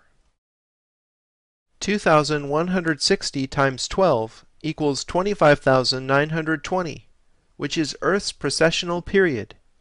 Each month in this so-called great year is likened to an age in astrology. We are currently leaving the age of Pisces, and it's the dawning of the age of Aquarius. John Michel calls this the New Jerusalem diagram from his analysis of the Revelation of St. John. A seven-pointed star resonates within. Remember the seven-rayed diadem of Isis and the seven rays of the Statue of Liberty? I prefer to call this the Isis diagram, in reference to the older stream of knowledge coming out of Egypt. The Isis diagram encodes just intonation in music. On the most basic level, consider one octave of a piano keyboard. A total of 12 notes are divided by sharps, leaving 7 white keys. The term sharp suggests the pointy heptagram, doesn't it? As we'll soon see at Chartres Cathedral, music, along with astronomy, geometry, and number theory, are all keys to this ancient mystery. Expanding the Isis diagram to contain 4 seven-pointed stars, we have what I call the Osiris diagram, which encodes the Sothic year of 365 days in the following way. The 28 tips of the stars represent days in the ancient month. 12 circles surround a 13th, located at the center of the stars. The circles represent months. 13 months of 28 days each defines the year. The Earth circle underlying the stars represents the extra day and completion of the Sothic year. And the Sothic year was itself calibrated by the heliacal rising of the star of Isis, consort to Osiris. It's beautiful the way the geometry matches the cosmology. The architecture of the universe is embedded in Egyptian cosmology. To perceive the larger ramifications of the cosmology we are rediscovering, let's break away from 2D diagrams and explore where we live, the third dimension. It's a 3D reality that 12 spheres fit perfectly around a central 13th, with all of them tangent to each other, while the 13 fit perfectly within an overarching sphere. I think this 3D reality is the source of the obsession with the number 13 that we've seen symbolized in so many places. Recall all the lucky 13s on the Great Seal of the United States. Lucky 13 might be more precisely described as 12 surrounding 1. In the Last Supper, Da Vinci depicts Jesus in the center, surrounded by 12 apostles. Geometrically speaking, connecting the centers of the 12 surrounding spheres with straight lines reveals what is called the cube octahedron. The cube octahedron has faces composed of squares and triangles, ad quadratum et ad triangulum, as they would say in the Middle Ages. As it turns out, cube octahedral sphere packing has exactly 7 planes of symmetry. Do these numbers sound familiar? 12 around 1 with 7 planes of symmetry? The cube octahedron is the 3D equivalent of the Isis diagram. The first ever known depiction of a cube octahedron was drawn by Leonardo da Vinci. He created this illustration for Luca Pacioli's book, De Divina Proportione. Pacioli and da Vinci worked together, became close friends, and later shared a house together in Florence. Pacioli was at the center of the Renaissance Hermetic obsession, begun by Cosimo de' Medici in 1430 when he obtained the Corpus Hermetica, a body of work compiled in the first few centuries of the Common Era, recounting words passed down by Thoth through the last of the Egyptian priesthood in Alexandria. Here is Pacioli with a mysterious transparent cube octahedron half filled with water. Some believe the younger man standing next to him is Albrecht Dürer. In Divine Proportion, Priya Hemingway writes, "In the autumn of 1506, Albrecht Dürer rode from Venice to Bologna to the home of Luca Pacioli in order to be initiated in the mysteries of a secret perspective." Clearly the cube octahedron was important to these Renaissance masters immersed in Hermetic knowledge. Perhaps they knew something we don't. In the 20th century, Buckminster Fuller was obsessed with the cube octahedron. He called it the Dymaxion and built his philosophy around it, because the cube octahedron is the only polyhedron completely in equilibrium. All 12 vectors emanating from its core have equal angles, and all of its internal and external edges have equal length. In the 21st century, the cube octahedron is the foundation for physicist Nassim Haramein's unified field theory that offers a new solution to Einstein's field equations. Haramein claims that the vacuum, a term used by physicists to refer to a volume of space that is completely devoid of matter, actually has a structure, and this structure is based at the core on the cube octahedron. What we perceive as empty space is actually a seething cauldron of energy. Physicists calculate that the amount of energy in each and every cubic centimeter of space exceeds the energy output of all stars visible to the Hubble Space Telescope. The reason space seems empty is because all that energy is perfectly balanced in a state of equilibrium. It looks to us like nothing is there. Haramein has built his entire unified theory of physics on cube-octahedral geometry. I believe Haramein is really onto something. His latest paper, the Schwarzschild proton, received the Best Paper Award in a physics symposium in 2009. Modern physics seems to be catching up with ancient knowledge. To understand astronomy, one needs to have some background. Here's my crash course on esoteric astronomy in 6 quick lessons. The Earth revolves about the Sun in a plane called the ecliptic. The 12 constellations of fixed stars that intersect the ecliptic are called the zodiac. All the stars of the zodiac are actually our close neighbors compared to the size of our entire galaxy. The Earth's equator is tilted some 23.5 degrees with respect to the ecliptic. Gary Osborne's fascinating Paradigm Shift website shows how the angle of the Earth's tilt is symbolized in art. Here are Isis and Osiris raising the Jed, which amazingly matches the angle of the Earth's tilt. And here again the 23.5 degree angle matches the slope of the pyramid on the dollar bill. Osborne has found this same angle symbolized in many other pieces of esoteric art. The Earth's tilt is the reason we experience seasons. The seasons are defined by the Earth's orbit, which contains 2 solstices and 2 equinoxes. Looking at the solar system from above, the seasons naturally make a cross. Witcherink and Parlier call this the Earth Cross. Our galaxy is called the Milky Way because its myriad stars resemble milk streaking our night skies. If you were able to look at our galaxy edge-on, you would see it as a flattened disk. This flattened structure is what makes the Milky Way look like a narrowly defined streak in the sky, rather than an even distribution of stars. The central plane of the galactic disk is called its midplane. The ecliptic is tilted some 120 degrees with respect to the midplane, naturally making a cross in 2 dimensions. Witcherink and Parlier call this the galactic cross.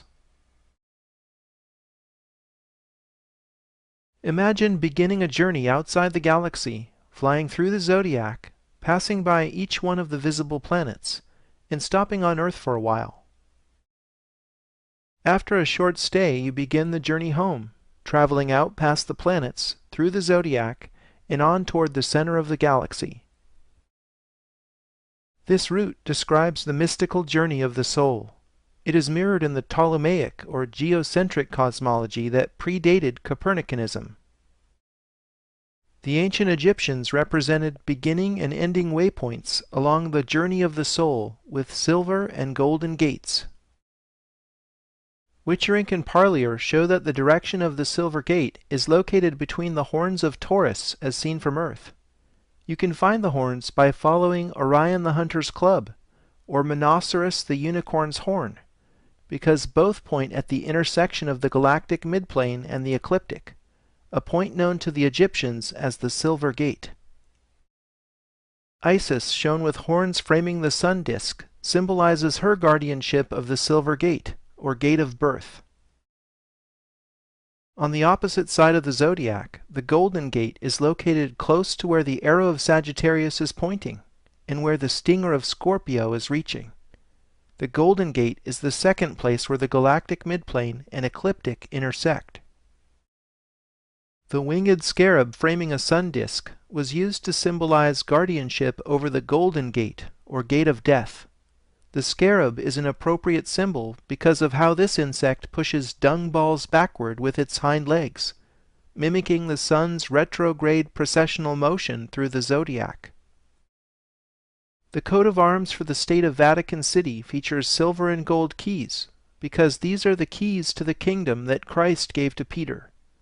Pietro Perugino's fresco in the Sistine Chapel shows Christ giving one silver and one gold key to Peter. I see the two Roman arches flanking the fresco as secretly depicting the Egyptian silver and golden gates.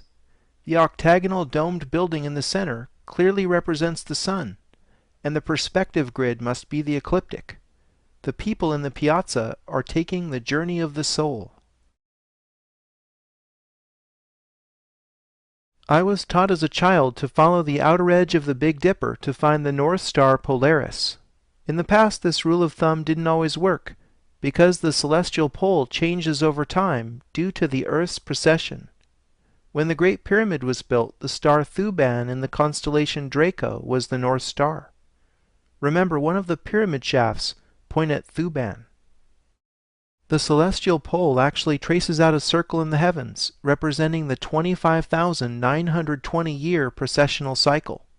This cycle is called the Great Year. In 3D, the Great Year is seen as a precessional cone swept out over time by the Earth's tilted axis.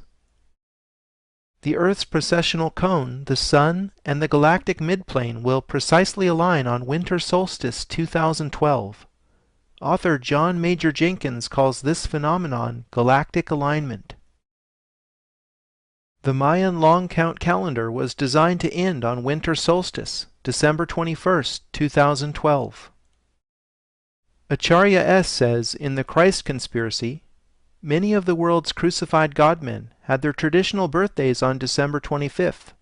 This date is set because the ancients recognized that the sun makes an annual descent southward until after midnight of December 21st, the winter solstice, when it stops moving southerly for 3 days and was born again after midnight of December 24th. Thus, these many different cultures celebrated with great joy the Son of God's birthday on December 25th. Christmas 2012 marks the beginning of a new great year. The Milky Way galaxy has a rotational period that I like to call the galactic year. It lasts approximately 224 million years. Our solar system is related to the larger cycle through number. There are 8,640 great years in the galactic year. It's amazing how the Earth's precessional cycle, the number of the sun, and the decad harmonize with the galactic year. Before the Italian Renaissance, there was an earlier flowering of ancient knowledge in medieval France. This was initiated when 9 self-described poor knights of Christ returned from a decade of excavation work undertaken in the Temple Mount of Jerusalem. The most famous preacher of the age, Saint Bernard de Clairvaux, argued persuasively on their behalf at the Council of Troyes in 1129. This resulted in the Templar order being officially chartered and endorsed by the Catholic Church. The poor Templars instantly became a favored charity, and it certainly didn't hurt when the Pope signed an order saying they didn't have to pay any taxes, could pass freely through international borders, and were exempt from all legal authority save for his own. This also tells you something about just how powerful the papacy was in those days. The Templars accepted large donations and monetary deposits, started issuing letters of credit, opened banks in several countries, and essentially became the first multinational corporation. Very quickly the Templars had an abundance of gold and military power. To me the question is, what did those 9 poor knights find in Jerusalem that led to their meteoric rise in power? Could they have found Enoch's cube buried in the Temple Mount from before the Great Flood? Whatever the case, I believe they unearthed knowledge rather than gold. And with knowledge comes power. Speaking of someone with sacred knowledge, Saint Bernard de Clairvaux is a fascinating figure. Norman Cantor had this to say about Bernard in his book The Civilization of the Middle Ages. Bernard played the leading role in the development of the Virgin cult, which is one of the most important manifestations of the popular piety of the 12th century. In early medieval thought, the Virgin Mary had played a minor role, and it was only with the rise of emotional Christianity in the 11th century that she became the prime intercessor for humanity with the deity. Bernard wrote, "No one can enter heaven unless by Mary, as though through a door." In this illumination, Bernard is shown receiving a stream of milk from the Virgin's breast. He wrote several works on the Queen of Heaven, which was also an epithet used in ancient Egypt for Isis. Essentially, Bernard reintroduced the cult of Isis to the West under the veil of Mary. As the primary architect of the Cistercian and Templar orders, Bernard's writings had a major impact on the Gothic building explosion that ensued all over Europe for the next 300 years. On building, Bernard wrote, "There must be no decoration, only proportion. As you've seen, proportion is what sacred geometry is all about." Although the current Cathedral of Our Lady of Chartres was begun a few decades after St. Bernard's death, Chartres had long before been a pilgrimage center dedicated to the Virgin. Since 876, the site housed the Sancta Camisa, a tunic said to have been worn by the Virgin Mary. When the old church at Chartres burned down, the relic was feared lost. When the Sancta Camisa was discovered unharmed in the ashes, it was deemed a miracle. The dramatic recovery of the relic catalyzed medieval Europe's interest in the building project, and Chartres ended up becoming the first cathedral dedicated to Notre Dame, and one of the finest examples of Gothic architecture in the world. More than a place of religious worship, Chartres was also a cathedral school in the medieval period. In this school, Platonic and Pythagorean thought passed through a Christian filter and resurfaced in the West after a 1,000-year hiatus. Chartres remembers Pythagoras in this sculpture in the right bay of the royal portal tympanum. The 7 liberal arts comprise the curriculum taught in the school of Chartres.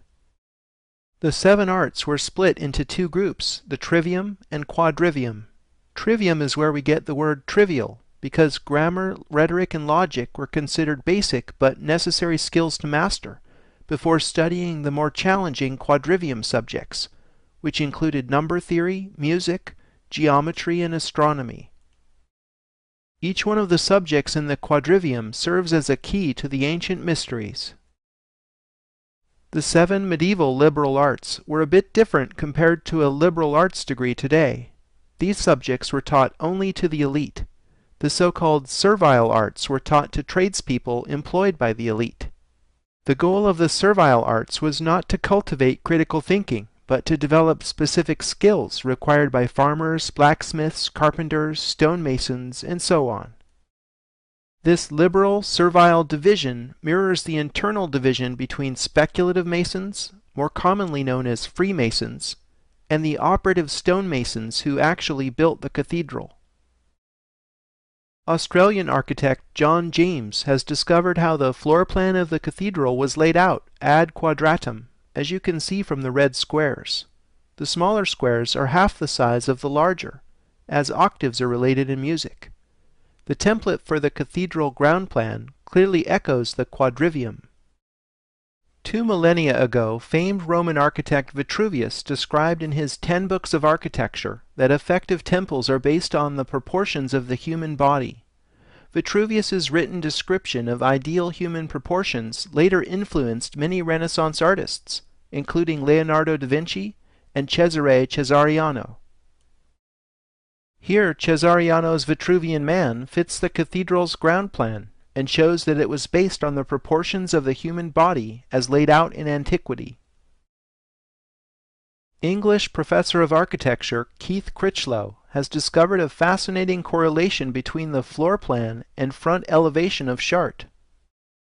Intrigued by the fact that the rose windows containing the exquisite stained glass and the themed labyrinth have equal diameters, Critchlow compared the plan to the elevation. The rose window and the labyrinth line up perfectly, like so. The golden ball atop the sun tower aligns with the curve of the apse here. The moon tower's silver ball corresponds to the rond point, the center from which the chapels radiate. Clearly the design is correlated in two separate dimensions. Boaz and Jachin are the names of the two columns that stood at the entry to Solomon's temple that are echoed in all Masonic temples today. Boaz stood on the left, and the name Boaz means sun. Jachin stood on the right and means moon. This symbolism matches the towers at Chartres. Critchlow explains that the sun tower is 365 English feet in height. The moon tower is slightly shorter, some 28 feet less. These measurements suggest several things. Number 1, the design was based on the English foot. Number 2, the 365-foot sun tower symbolizes the year. And number 3, the 28-foot difference in the moon tower symbolizes the 28-day month of 4 7-day weeks. I think this metrology shows how Chartres is a calendar in stone, very much like the Roman Pantheon. Before the Christian era, the grotto below Chartres was a druidic shrine of Isis.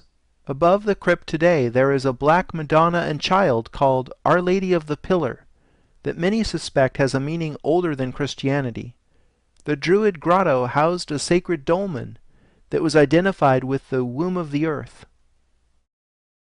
Think about it. Both Isis and Mary were called Queen of Heaven, identified as so-called virgins who had unusual conceptions, and later had sons who symbolized the sun, who also shared the same birthday. The story of Mary and Jesus is a recapitulation of the ancient Egyptian story of Isis and Horus. The Black Madonna hints at her African origins while retaining just enough plausible deniability to avert uncomfortable questions for the Church. Chartres Cathedral's axis is oriented to the summer solstice sunrise, just like the red alignment Sixtus V set up in Vatican Square. The labyrinth is not a maze, because there is only one path to follow, like the life we live from birth to death. The labyrinth's 11 concentric rings match the Ptolemaic cosmology, or spiritual dimension of the cosmos. Walking the labyrinth is therefore like taking the journey of the soul. There are 112 cogs on the outside of the labyrinth, a fact which has puzzled scholars. In them, John James has discovered an unexpected connection to the Arab world. John James writes, "The 8th century Arab Sufi alchemist Jabir ibn Hayyan divided the 4 elementary qualities of existence, earth, air, fire, and water, into 4 degrees with 7 subdivisions, giving a total of 112 classifications, which between them contained all the materials, liquids, and gases found in manifest creation. Known in the West as Geber, and considered to be the father of chemistry, he worked in the court of Caliph Harun al-Rashid, for whom he wrote the Book of Venus on the art of alchemy. His work paved the way for later Islamic and European alchemists in their search for the philosopher's stone." Among his long list of achievements, Geber pioneered techniques in glassmaking that were used in the stained glass directly above the labyrinth that bears his philosophical number symbolism. Modern chemists still don't understand what gives the Chartres glass such incredible vibrancy. Sir Lawrence Gardner says, in The Bloodline of the Holy Grail, "One of the greatest mysteries of Gothic architecture is the stained glass used in the cathedral windows. The first appeared in the early 12th century, but disappeared just as suddenly 100 years later. Nothing like it has been seen before, and nothing like it has been seen since. Not only is the luminosity of Gothic glass greater than any other, but its light enhancement qualities are far more effective. Unlike the stained glass of other architectural schools, its interior effect is the same, whether the light outside is bright or dim. Even in twilight, this glass retains brilliance way beyond that of any other." Critchlow says in the Chartres Cathedral A Sacred Geometry DVD that he was approached by a Hindu gentleman who explained the meaning of the number symbolism on the western facade. In Hinduism, chakras are traditionally symbolized by lotus flowers with specific numbers of petals. Amazingly, specific details on the facade match this symbolism. The facade is a reminder that the cathedral houses the body of the church, or more importantly perhaps, Chartres is saying the body is a temple. Chartres is a masterwork of hidden syncretism, melding belief systems that secretly transcend Christian dogma. The tympanum above the central front doors of the royal portal encodes an entire cosmology. The four figures surrounding Christ depict a man, eagle, lion, and bull. In Christianity, these are the four beasts of the Apocalypse as described in the mystical visions of Ezekiel and St. John of Patmos. On the literal level, it's Jesus with a halo waving at us from inside of Pisces, surrounded by the four beasts of the Apocalypse. A strange collection of Christian imagery perhaps, but not uncommon. In time the four beasts became synonymous with the four evangelists, Matthew, Mark, Luke, and John. However, when you understand the symbolism, a reading of the encoded message becomes possible. As you learned in my crash course in esoteric astronomy, these beasts are the fixed astrological signs symbolizing the galactic cross. Jan Witcherink says Christ's halo represents the Earth Cross. I see the Sun God welcoming you through the galactic stargate at the moment of your apotheosis, a royal portal indeed. I have uncovered sacred design templates underlying the principal section drawing cut through Chartres Cathedral. Stephen Skinner identified circles guiding the central vault and flying buttress designs in his book Sacred Geometry. His observations allowed me to take the geometric analysis a few steps further. I see two sets of three stacked rhombi guiding the wall design. Circles drawn from the tips of paired equilateral triangles define the centers of the buttresses intrados, or lower curves, and mark the spring line of the lower arch. This revolutionary design allowed the masonry to be lighter and the windows larger, admitting the flood of light characteristic of the Gothic style. Now you can appreciate how the walls at Chartres were designed ad triangulum. What is more, the diameter of these circles equals the size of the rose windows and the labyrinth. It's almost as if the designer never changed the distance set between his compasses when designing the entire structure. Critchlow points out that the names of the architects of Chartres were never recorded. They were known only as the masters of the compasses. In researching the House of the Temple in D.C., I came across a rare depiction of the Kabbalistic Tree of Life in Albert Pike's Morals and Dogma, shown here as a set of three stacked rhombi. This knowledge encoded at Chartres was preserved by Freemasons. For the next revelation, we turn to music and geometry. In music, an octave is the interval between one note and another having double its frequency. In plane geometry, you can symbolize the octave in two ways, ad triangulum or ad quadratum. The circle outside the triangle has double the diameter of the circle inside. The circle outside the square has double the area of the circle inside. The central vault is defined by a larger circle having twice the diameter of the smaller circle inside, which itself is equal to the diameter of all the circles in the wall section, the rose windows, and the labyrinth. Chartres is therefore based on one circle repeated using musical principles. Amazingly, the flower of life fits this geometry.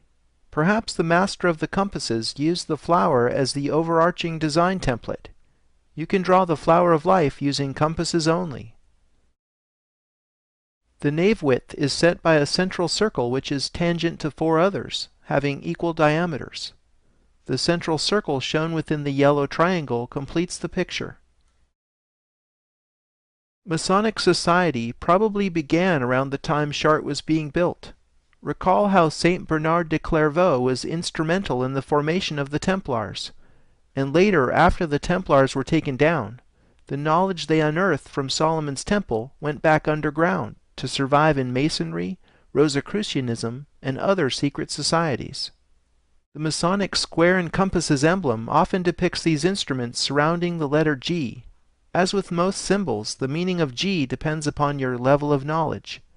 I've seen it referred to at times as geometry, the generative principle, and most appropriately for what I'm investigating, the great architect of the universe.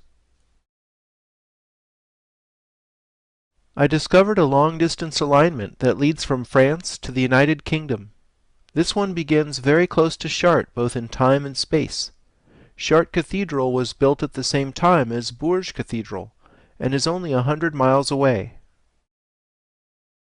When I was studying Bourges Cathedral, I kept thinking about the connections between the founder of the Gothic style and the Templars. So I drew a line in Google Earth from the central entry of Bourges Cathedral to the entry of Rosslyn Chapel in Scotland. So what? You can draw a line between any 2 points. But you won't believe what the line passes directly over in London, the headquarters of the United Grand Freemasonic Lodge of England. The United Grand Lodge of England is the main governing body of Freemasonry within England, Wales, and much of the former British Empire. The building is on Great Queen Street, no less. UGLY, as the organization is known, seems to be a fitting acronym for its Ugly as Sin container, historically third on the site since Masonic meetings first started here in 1775, a year before the American Revolution.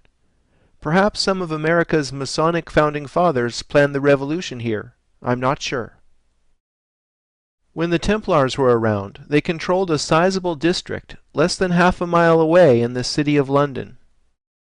The temple includes Temple Church, the adjacent middle and outer temples, and a host of related buildings. The Templars themselves said they designed the round portion of Temple Church after the Church of the Holy Sepulchre in Jerusalem, which also features a rotunda. Perhaps politics motivated them to claim Christian provenance for their temple. Longtime esoteric researcher John Smout says a better geometric comparison is between Temple Church and the Dome of the Rock, which seems to have a high degree of correlation with the round church's ground plan. This makes more sense to me, as the Templars did take their name from the Temple Mount in Jerusalem. Case in point, they were never known as the Knights of the Holy Sepulchre. Whichever building was ultimately their template, the Templar influence was so powerful that they actually got the Patriarch of Jerusalem to come to London and consecrate Temple Church in 1185. Temple Church was brought to the public's attention in the Da Vinci Code, where it was the scene of a shootout amidst marble effigies of medieval knights. The temple served at times as the residence of kings and representatives of the Pope, while Temple Church itself served as a depository bank. I believe Smout's geometric analysis of Temple Church is right on the money, if you'll pardon the pun. The temple plan is laid out with triangles and squares, which we know from studying Chartres Cathedral have hidden significance. Triangles and squares are arranged in such a way as to depict 3 cubes. The symbolism of 3 cubes is something we've seen before in the George Washington Masonic National Memorial. I believe 3 cubes symbolize the holographic nature of the universe, the human, planetary, and stellar scales resonating as a fractal structure, as above, so below. My reasons for coming to this unusual conclusion will become apparent in the Paris episodes. After the Great Fire of London in 1666, Sir Christopher Wren was chosen to redesign St. Paul's Cathedral. He oriented St. Paul's in line with the axis of Temple Church. Extending beyond St. Paul's, we see the alignment continues to the Bank of England. The bank was chartered in 1694 during the construction of Wren's Cathedral. More than just a local branch, the Bank of England is the central bank of the whole of the United Kingdom, and is the model on which most countries' modern central banks are based. The Bank of England is literally the mother of all banks. Recall how the Templars' meteoric rise in power came in part by becoming the first transnational bank, and how Temple Church itself acted as a bank, whilst housing both royals and papal representatives. By tracing the alignment from Temple Church to the Bank of England through St. Paul's Cathedral, we draw a connection between Templars, the modern banking system, and the Church, three powerful bedfellows. The Bank of England presides over a street pyramid in the heart of the City of London. The symbolism of the bank over a pyramid suggests a hidden power relationship, analogous to the House of the Temple presiding over the Pyramid of Washington, D.C. After all, pyramids are clear symbols of hierarchy, and one can read it as control from the top down. The base of the pyramid contains the London Stone, said to be the rock from which all distances in the United Kingdom were measured. The Romans laid this foundation stone in London, just as they had done earlier with the Umbilicus Urbis Romae. You could say this pyramid was built on a rock-solid Roman foundation. Some of the greatest secrets are hidden in plain sight. Isn't that strange? I mean, if you ran a secret society, why painstakingly encrypt your greatest truths in alignments, city plans, and in architecture? I would have thought there were better ways of keeping secrets. There must be some kind of power gained or maintained by hiding these truths out in the open where many can see, but few understand. Sir Christopher Wren was a brilliant mathematician, astronomer, geometer, and architect. He was an enlightened man who clearly excelled in the 7 liberal arts. St. Paul's Cathedral is the most important building of Wren's architectural career. Stephen Skinner pointed out in his book Sacred Geometry that the length of St. Paul's, including its entrance steps, measures 555 feet, and that this distance is equal to the height of the Washington Monument. Recall how triple sixes and fives are encoded in this singular measure, as 6,660 inches equals 555 feet. St. Paul's length therefore symbolizes the relationship between macrocosm and microcosm. The distance from the floor of the cathedral to the top of the cross on its dome is 365 feet, matching the height and symbolism of the sun tower at Chartres. St. Paul's is one of the few places we're not surprised to see the English foot used as the unit of measure. Trying to decipher London from another angle, I was looking at Buckingham Palace and wondering about the perfectly straight axis called the Mall in front of it. Wanting to trace where this obvious gesture leads, I need to ask, where does the royal axis go? It appears that the Mall leads to the Admiralty Arch, but then the axis seems to fade away in the confusion of buildings along the Strand. Or does it? Tracing the axis beginning at Buckingham Palace, passing over the Victoria Memorial, traveling along the Mall, going under the Admiralty Arch and through the buildings on the Strand, the axis arrives precisely at Temple Bar. Temple Bar was a gate designed by Sir Christopher Wren to ceremonially bar access to the City of London. It got the name Temple from being directly in front of the Templar compound. The temple was taken over by the Inns of Court after the Templars were ousted in 1307. The Middle Temple and Outer Temple are 2 of the Inns of Court to which all barristers in England must today belong. In fact, the phrase the bar, meaning the legal profession as a whole, can be traced back to Temple Bar. Wren's Gate is no longer there, but tradition and the law remain. Traditionally, the Lord Mayor would offer the sword of state to the Queen when she passed through the gate as a token of loyalty. It is a little-known legal fact that the monarch may not enter the City of London without the permission of the Lord Mayor of London. What's up with that? I always thought the Queen was the one in charge. You might be surprised to learn that the Lord Mayor is not the Mayor of London, nor is the City of London the same as Greater London. Confused? The law can do that. The person the Queen bows to is the Lord Mayor of London. He's the guy who runs the City of London Corporation, a tiny private jurisdiction that covers only about 1 square mile. The wealthiest square mile on earth, as it's often referred to, is the sovereign state within Greater London, whose boundary closely follows the ancient Roman walls of Londinium. In Isaac Newton's day, there were more than 200,000 souls living within the square mile, but now that figure is down to less than 10,000. Today the tiny city of London has become a leading center of global finance. Other powerful sovereign cities within cities that come to mind are of course the United Nations headquarters and Vatican City. Let's see if you can guess the final city in my world tour. Here we are over a semi-public urban park.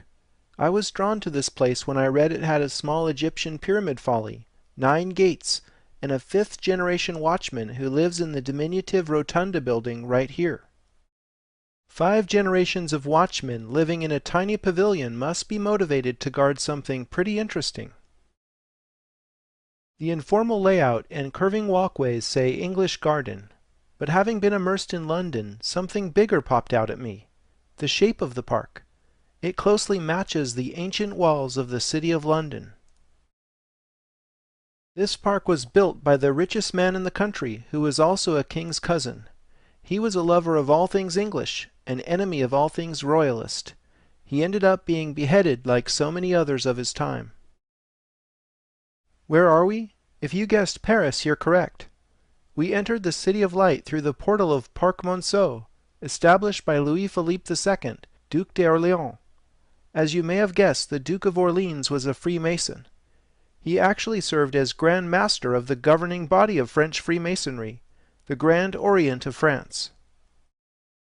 The pyramid in Parc Monceau is trivial, however, compared to what the Louvre pyramid encodes. President François Mitterrand commissioned the Louvre pyramid and the adjacent pyramid in Versailles to be completed by 1989 for the celebration of the bicentennial of the French Revolution. Mitterrand personally selected architect I.M. Pei without hosting a design competition, as would be expected for such an important commission. The modern pyramid's metal armature was designed to support a lot of glass. Wikipedia states that the official brochure published during construction cited 666 as its number of panes, but then writes it off as an urban legend because in actual fact the pyramid contains a different number of panes. That didn't stop various journalists at the time from drumming up quite a controversy about the number of the beast, and Mitterrand was jokingly referred to as the Sun King for a while. However, I have indeed found 666 rhombi symbolized in the pyramid. Why rhombi, you ask? A rhombus can be made from 2 conjoined equilateral triangles.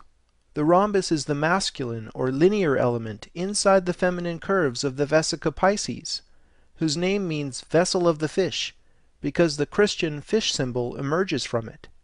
The rhombus is therefore a sacred symbol. Notice how each of the larger rhombic frames contains 36 rhombic panes of glass. As you can see, the number of rhombic panes on a typical face adds up to 153. This is a very interesting number that has mystical Christian significance. Do you remember the square root of 153 being equal to the number of moons in a year? We learned that fact by studying Stonehenge. Here's a quote from the New Testament that entangles fish and 153 in a Christian net. Simon Peter went up, and drew the net to land full of great fishes, 153, and for all there were so many, yet was not the net broken. This number of fish, why bother enumerating them, has puzzled scholars for centuries, and is an example of how parables in the Bible encrypt important information in plain text. Here's Jesus describing his practice of hiding information in symbols. He answered and said unto them, Because it is given unto you to know the mysteries of the kingdom of heaven, but to them it is not given. Therefore I speak to them in parables, because they seeing see not, and hearing they hear not, neither do they understand.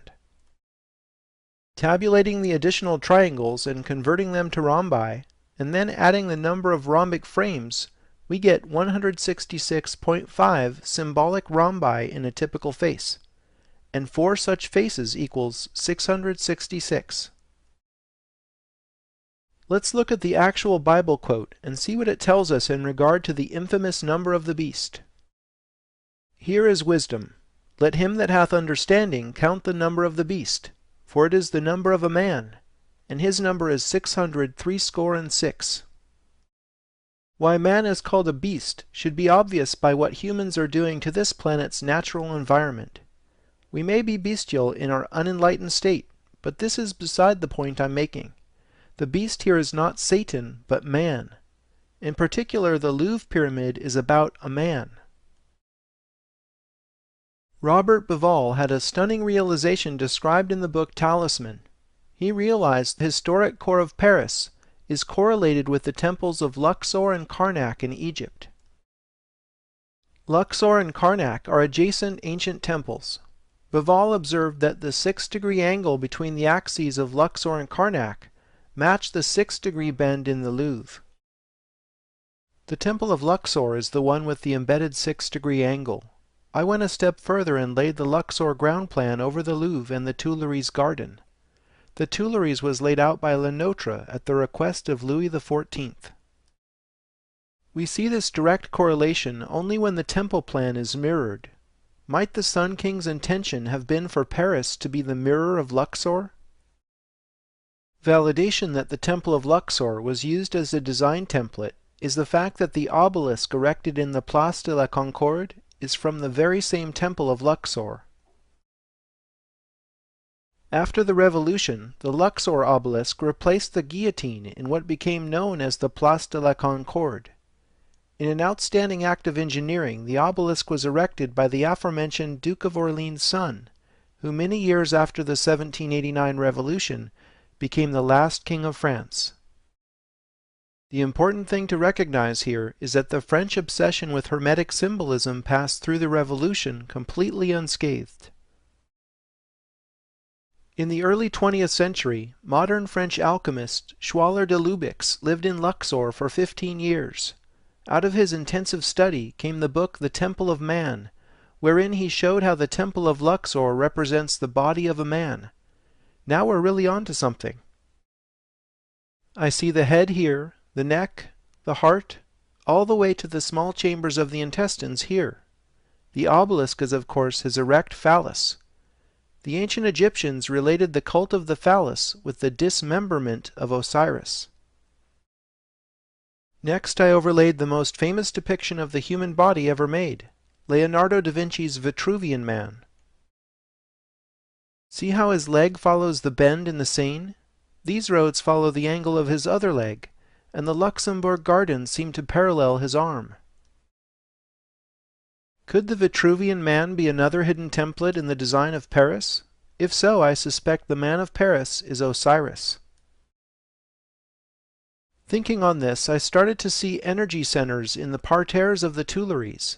At first I thought they were chakras, but their locations tell a slightly different story. In a normal state of consciousness, people don't see chakras. However, as we learned at Chartres, chakras are part of the architecture of the universe we've been investigating. If chakras exist on another level of reality, call it the etheric body or aura if you will, then their interface in our everyday reality is controlled by the endocrine system in the physical body. Why do we care? Because stimulating and balancing the endocrine system can lead to states of ecstasy, using more of the brain, slowing the aging process, attaining enlightenment, and even experiencing everlasting life, as some believe. I was able to pinpoint gland locations in Paris because of another observation. Many famous public spaces have axial streets pointing directly to where the ductless glands would be in the body of a man. The Church of the Madeleine and Palais Bourbon form a cross-axis directly in line with the obelisk in La Place de la Concorde. On one side we have Napoleon's church venerating Mary Magdalene, who is said to have started the royal bloodline of the Son of God. On the other side is the Palais Bourbon, containing the lower house of the Parliament of France, known as the National Assembly. These two Roman-styled temples energize the gonads in the body of Paris, on either side of his phallus centered on the axe historique. The gland most associated with enlightened states is of course the pineal, which actually looks like a tiny pine cone in the center of the human brain. This colossal pine cone is in the courtyard of the Belvedere in the Vatican, a name which recalls the affluent town of the same name overlooking San Francisco. The pine cone is flanked by two peacocks, which are ancient symbols of resurrection that predate Christianity. Believe it or not, there is an empty black coffin I couldn't get a picture of behind the colossal pine cone that symbolizes the death and rebirth of Osiris. The pine cone in the private courtyard is actually a 1st century bronze that used to act as a fountain in front of the Temple of Isis in ancient Rome. In the Renaissance, Sixtus V built the library wing that closed off the courtyard, perhaps in order to hide pagan symbols not easily explained by the Catholic Church. The pineal gland of Paris marks one endpoint of a line starting at the Paris Observatory, whose construction was incidentally authorized by Louis XIV. This axis passes directly through the French Senate and the Luxembourg Gardens. This cosmic connection to enlightenment is not lost on me. Also notable is the fact that nothing aligns with the thymus or throat chakra. As the throat is associated with speaking and communication, it seems appropriate nothing should energize this center if secrecy is to be maintained. Each of the other alignments is an interesting case study for further analysis. Parc Monceau is right under the Vitruvian man's foot.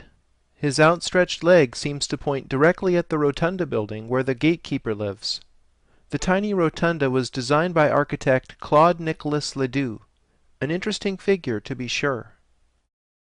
Ledoux built 63 toll barrier buildings in the city wall built around Paris in the Ancien Regime to collect taxes.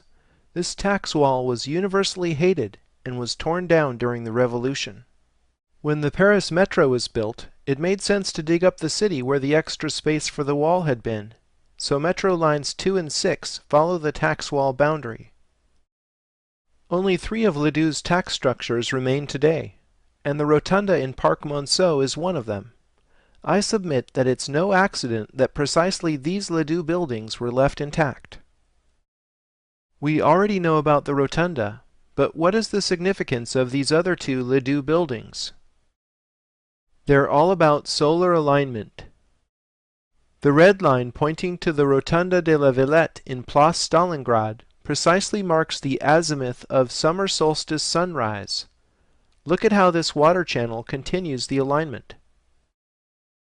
Some other examples of this alignment we've seen before are the line connecting the Vatican obelisk with the obelisk in Piazza del Popolo, and in the orientation of Chartres Cathedral. The green line pointing to the Barrière d'Enfer, or Gate of Hell, is oriented appropriately due south. It's called the Gate of Hell because Ledoux's pair of tax collection buildings are immediately adjacent to the entrance of the Paris catacombs. This reminds me of the phrase, "Nothing is as sure as death and taxes." The yellow line points to the Trocadero in the azimuth of equinoctial sunset. Trocadero marks the beginning of the white axis, running through the Eiffel Tower and the École Militaire complex. The white line connects Trocadero to the Gate of Hell, but has no astronomical meaning as far as I can tell. The blue line starts at the obelisk at Place Fontenoy, which is right on the white axis in front of UNESCO. This non-Egyptian obelisk commemorates a battle that took place in the year 841, but the obelisk was erected here in 1860. The blue line is precisely the azimuth of winter solstice sunset. Maybe you're wondering where all the colored lines converge.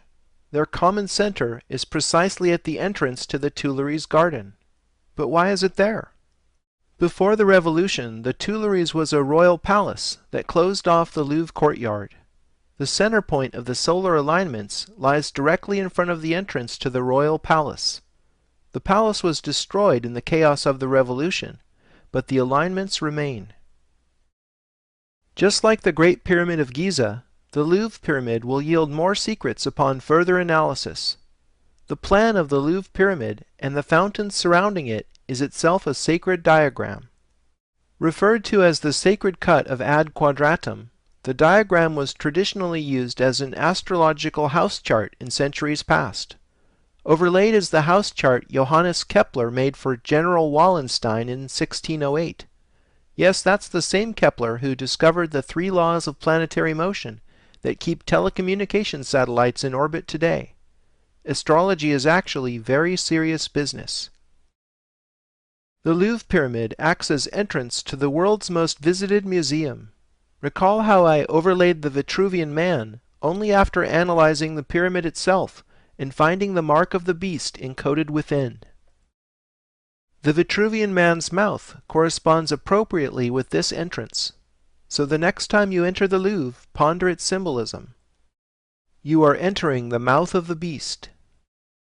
Look at what is aligned with this so-called mouth, the Palais Royal.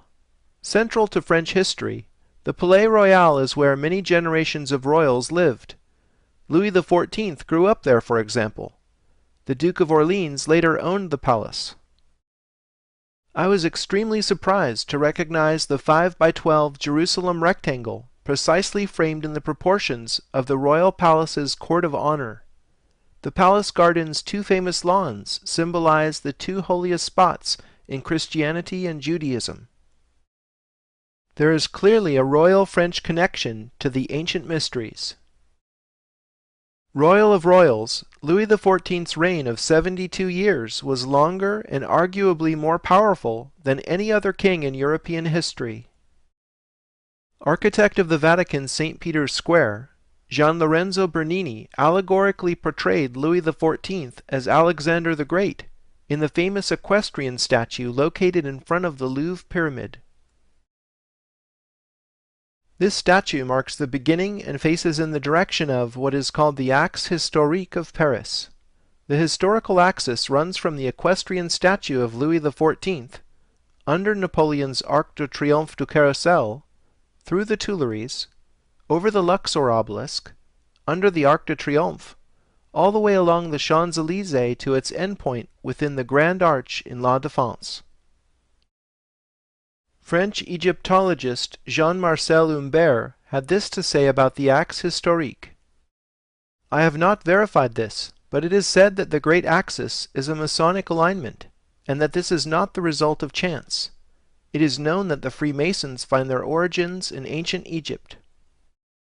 I have verified that the Axe Historique is indeed aligned to the heliacal rising of Sirius, just as is the older Notre Dame on the Ile de la Cité, whose axis parallels the Champs-Élysées. Hancock and Beval trace the origins of this alignment to the fact that Notre Dame was likely built over an ancient Roman temple of Isis. Notre Dame, or Our Lady, is therefore Mary veiling Isis. Perhaps even more amazing, Hancock and Beval show the word Paris comes from the melding together of the words Pharia Isis. Pharia, or Pharos in Greek, is the island where the wondrous lighthouse of Alexandria was, and the center of Isis worship in antiquity.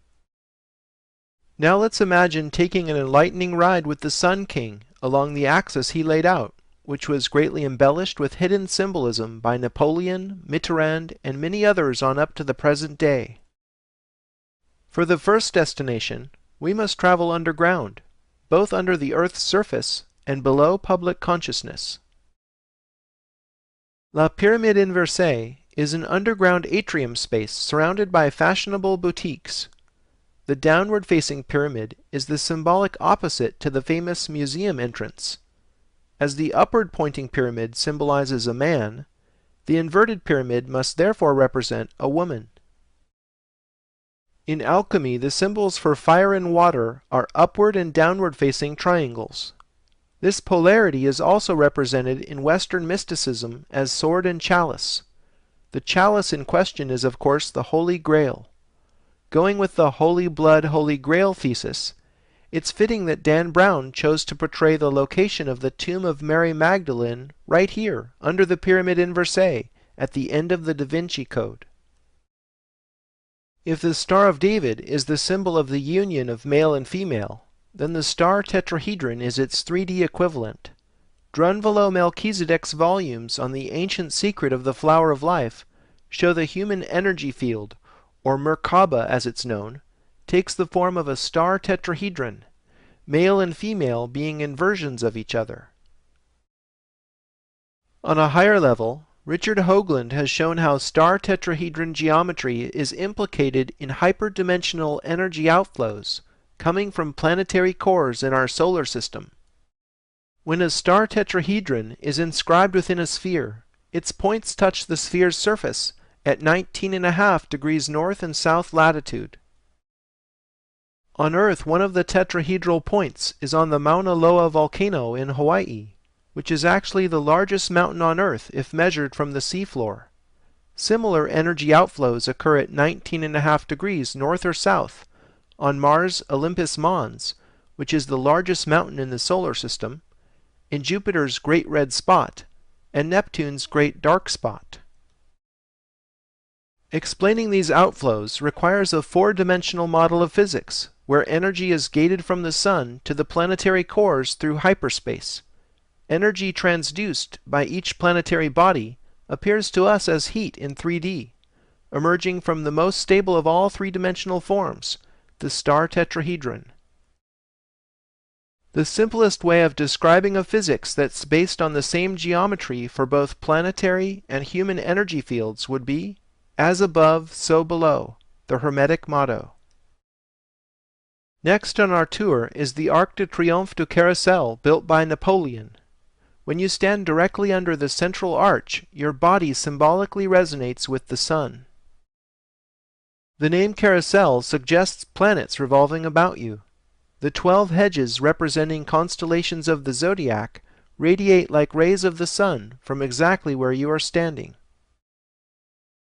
In addition to the official allegory of peace being guided by Napoleon's victories, the chariot drawn by 4 horses on top of the arch could just as well be read as the ancient depiction of Helios, drawn by 4 horses.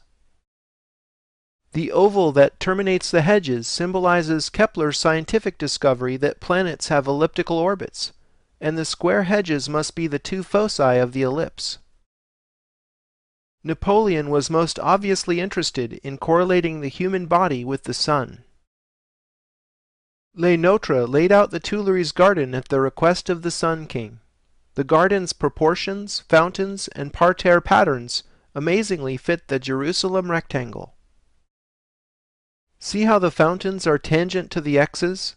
The octagonal fountain therefore corresponds with the Dome of the Rock, and the round fountain with the Holy Sepulchre. Paris is another New Jerusalem. When you train yourself to see Hermetic symbolism, it starts appearing all over Paris in plain sight. It can be a bit overwhelming. 2 equestrian statues flank the entrance to the Tuileries from la Place de la Concorde. Her exposed breast suggests this goddess might be Isis.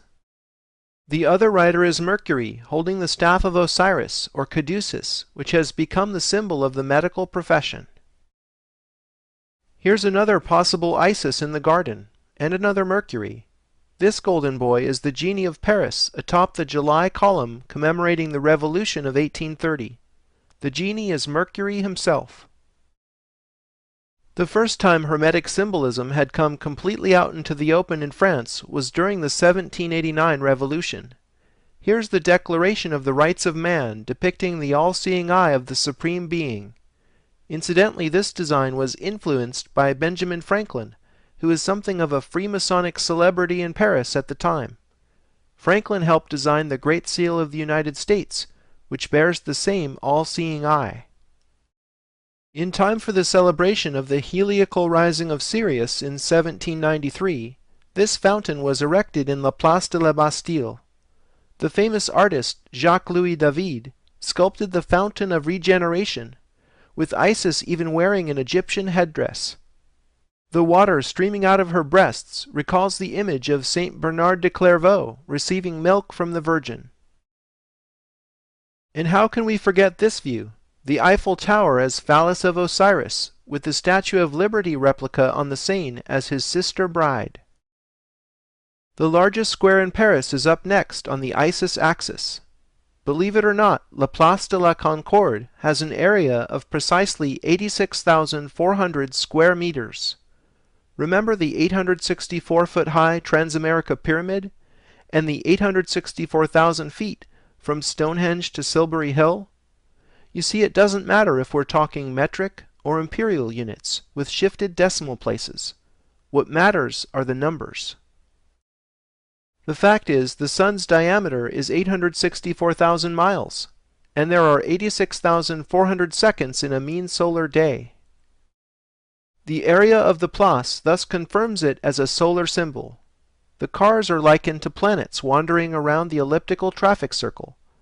The twin fountains symbolize the watery galactic midplane of the Milky Way, just as they do in front of the Vatican. That makes the Champs-Élysées the ecliptic. Les Nôtres designed La Place des Étoiles, where the Arc de Triomphe stands today. Standing at the center of the Place of the Star, the ceremonial arch is read literally as a stargate. 12 streets radiating outward represent a zodiac. The triumphal arch originally honored the warriors who fought for France in the Napoleonic Wars, and it later became the tomb of the unknown soldier. The eternal flame under the arch might be another solar reference. There's certainly a lot of sun worship going on in Paris. Napoleon invaded Egypt in 1798, and not even counting the Egyptians, the French death toll came to more than 20,000 souls. After France's great defeat, Napoleon was asked why he decided in the first place to invade Egypt. He said, "I came to draw attention and bring back the interest of Europe to the center of the ancient world." While the campaign was raging, Napoleon spent a night alone in the Great Pyramid, and when asked about his experience, he supposedly said, "You wouldn't believe me if I told you." Moving on toward the strange attractor at the end of the axis, we finally conclude our journey through space and time at La Grande Arche. Contemporaneous with the Louvre Pyramid, the Grand Arch was also built at the request of President Mitterrand. This time Mitterrand held a national design competition, but personally selected architect Johann Otto von Spreckelsen in the end anyway. Unfortunately, Spreckelsen died before the project was completed. The location of the Grand Arch has a special relationship to the Arc de Triomphe, the Luxor obelisk, and the Arc de Triomphe du Carrousel. All four monuments are spaced in such a way to create this approximate doubling pattern, suggesting musical octaves. In addition, the Arc de Triomphe is roughly double the size of the Arc de Triomphe du Carrousel, and the Grand Arch is about double the size of the Arc de Triomphe. In the scaling of these three arches, I see three stargates representing the human, planetary, and stellar bodies, just as we saw symbolized with cubes in London and DC. Notre Dame Cathedral fits perfectly inside the Grand Arch. I'm guessing this is no accident. A tune in 3 octaves, if you will. I call it the Symphony of the Stargates. The dimensions of the monumental structure are cubic, with edge length measuring approximately 110 meters, or 360 feet. Researcher Jim Allison realized that 360 feet is also precisely equal to 210 Egyptian royal cubits, and I see that the office windows inside the arch are arranged in groups of 210, providing validation of this metrology.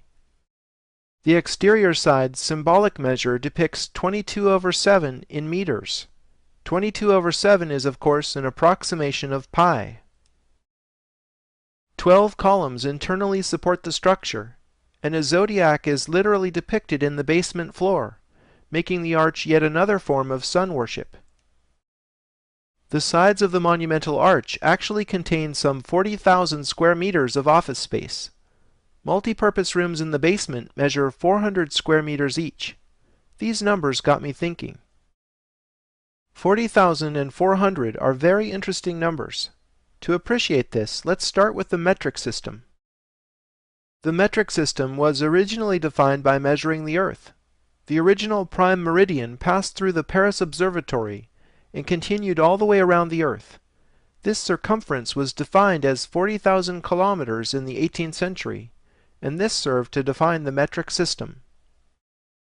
There are 121 documented bronze medallions marked Arago after the French astronomer embedded in streets and sidewalks in a line crossing Paris. These medallions mark the line of the Paris prime meridian that was used in France for 200 years. This line touches the corner of one of the Louvre's satellite pyramids. Perhaps this is why the smaller pyramids are there. The meter is the basic unit of length in science today.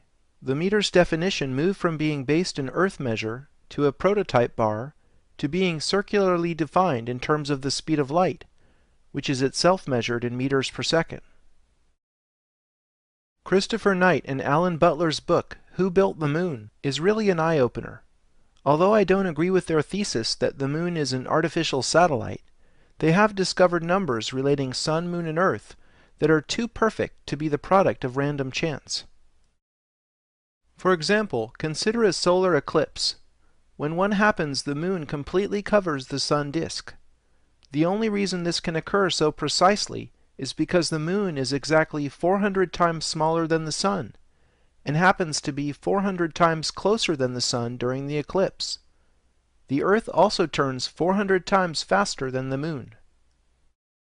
The odds of these three seemingly unrelated characteristics would all converge on the number 400 is literally astronomical.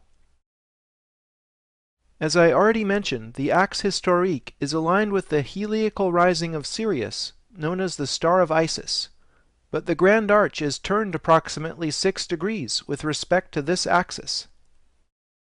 This is of course no accident. Everything has a purpose. Can you imagine the mind-boggling planning that went into the Grand Arch alone? Groundbreaking architectural design that ties together layer upon layer of hidden symbolism, completing the hermetic masterpiece that is Paris. Jim Allison has found what the Grand Arch is pointing to. Are you ready for this? It points to the birthplace of Isis in Dendera, Egypt. This tiny, unassuming temple out and back of the larger Hathor temple is known as the traditional birthplace of Isis.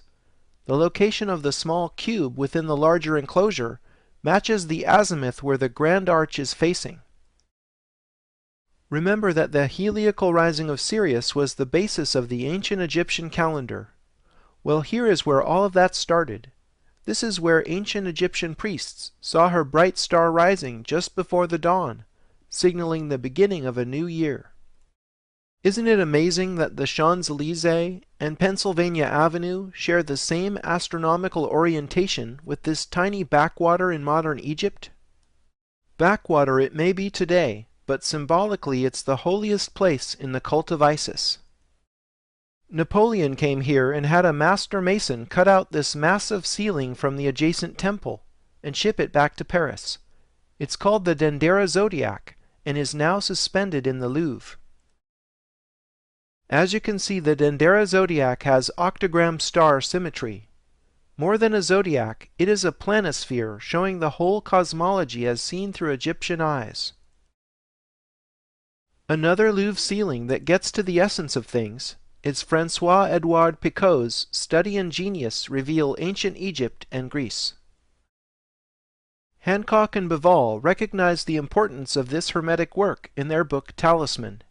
The painting allows the viewer to see Isis unveiled for Athena.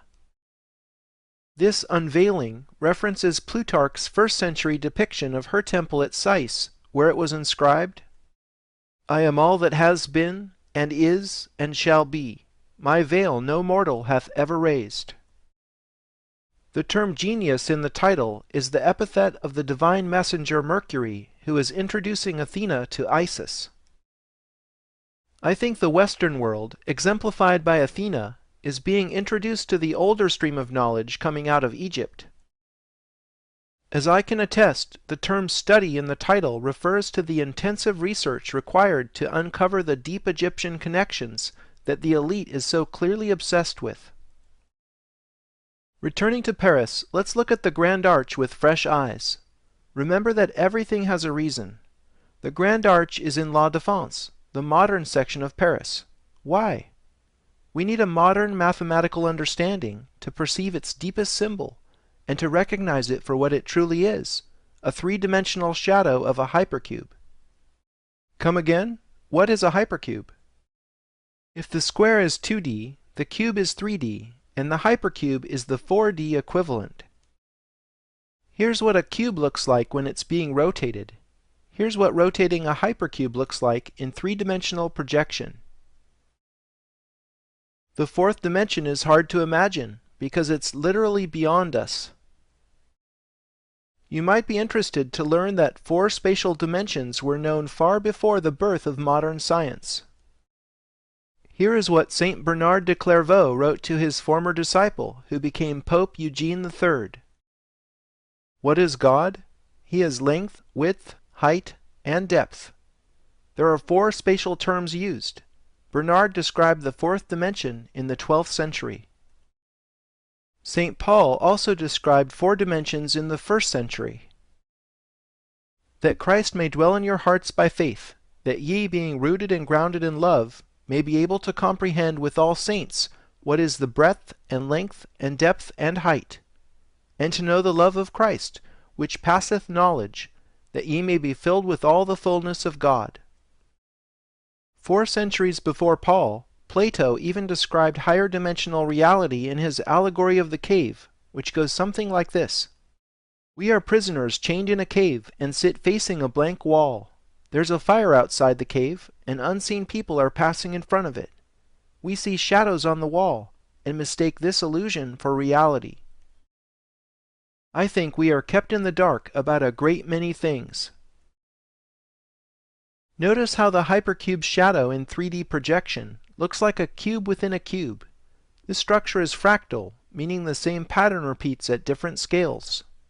We've seen things like this before in cities, buildings, and art. Consider the fractal-like city of London within Greater London, Vatican City within Rome, and the United Nations headquarters within New York City. On the scale of a building, take a look at the Dome of the Chain standing immediately outside the Dome of the Rock. It's the same structure repeated in a smaller scale, hinting at a higher dimensional connection for those who have eyes to read the symbolism. Examples from art are Pomodoro's series of golden spheres within spheres, scattered strategically in the Vatican, UN headquarters, museums in DC and San Francisco. The sacred Egyptian cubit is a unit of measure reserved for measuring the earth. 1 sacred cubit is equal to 6/5 raised to the 4th power in English feet. Think about it. Raising to the 4th power means the sacred cubit is literally a hypercubit. Michel and Heath have found there are 10 million hypercubits in the Earth's polar radius, and 63 million hypercubits in its meridian circumference. Now these amazingly round numbers measure our planet with remarkable accuracy. How can this be? Some physicists believe the universe is made of 10-dimensional superstrings, but 6 of them have curled up into unimaginably small size. The 4 remaining dimensions express the architecture of the universe. Recall how I saw in the union of both Louvre pyramids the knowledge of how energy flows from the sun through hyperspace into planetary bodies. In addition, the Earth is measured by a hypercubit whose edge length of 6/5 relates macrocosm to microcosm. The Earth is therefore a hyperdimensional object, even though with our normal perception we experience both the Earth and ourselves as being only 3-dimensional. Another projection of the hypercube into 2 dimensions looks like this. Do you see the octagram star within? This is where it all comes from. The Sun is a hypercube. Recall Metatron's cube. Now that we understand the Grand Arch, we perceive Metatron's cube as Metatron's hypercube. This 4D solar symbol appropriately contains the 3D star tetrahedron and the 2D Star of David. We see now why these sacred diagrams are both called stars, because they are projections of our Sun, which is itself a star. To make all of this 4-dimensional geometry easier to understand, it helps to bring it down a level. Unfolding a square gives you a line. Unfolding a cardboard cube gives you a cross. Unfolding a hypercube gives you a cross made of cubes. Salvador Dali started with this idea when he painted the Corpus Hypercubus. He depicts the crucifixion, yes, but what is he really saying? Corpus Hypercubus is the ascended body as hypercube. In analytic cubism, the art movement that anticipated Dali's surrealism, Picasso and Braque depicted objects from a multitude of viewpoints in an effort to see all sides at once. Of all the myriad forms in existence, Why did they choose a cube to symbolize their art movement? Could these cubists have been privy to secret knowledge that inspired their attempt to paint the fourth dimension? Or did they follow unconscious synchromystic inspiration? Food for thought. So now we have the human body, the earth, and the sun symbolized as hypercubes. 3 cubes if you want to use a 3D symbol. So which is it? It's actually all of the above. The human, planetary, and stellar scales resonate as a fractal structure within the holographic universe. In simpler terms, as above, so below. Metatron's hypercube, as Enoch's hypercube, reveals the cosmic man. Enoch's triangle had the ineffable name of God written on it. Here is that name in Hebrew, which is a language read from right to left. Standing the letters up, we see the depiction of a man made in God's image. The cosmic man is Plato's world soul, alchemy's anima mundi, and the Kabbalah's Adam Kadmon. Here is a piece of my own artwork showing Adam Kadmon emerging from the tree of life. If the human body is a temple, then this temple is much more vast and interconnected than we ever imagined. The human energy form resonates with the esoteric architecture of the universe. What we know as the history of civilization is only a very small part of our past. There is something extraordinary about our beginnings not written about in history books. The oldest surviving temples encode an understanding of Earth, Moon, and Sun that is in some ways more advanced than modern science. To catch up with ancient knowledge, a broad interdisciplinary approach is clearly indicated.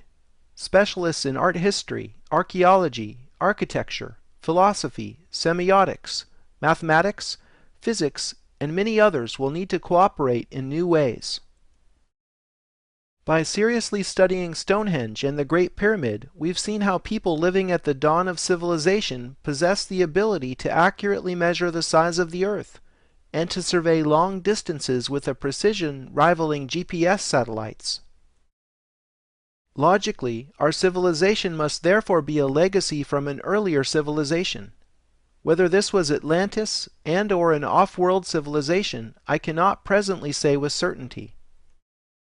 The rediscovery of the importance of number, geometry, music, and astronomy should rekindle interest in ancient Egyptian knowledge passed down to us by philosophers such as Pythagoras and Plato.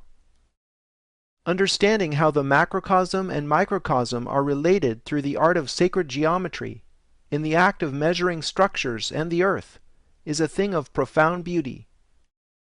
Relating sixes to fives by drawing hexagons and pentagons in the landscape, or by measuring with Egyptian units, are brilliant examples of this ancient science at work.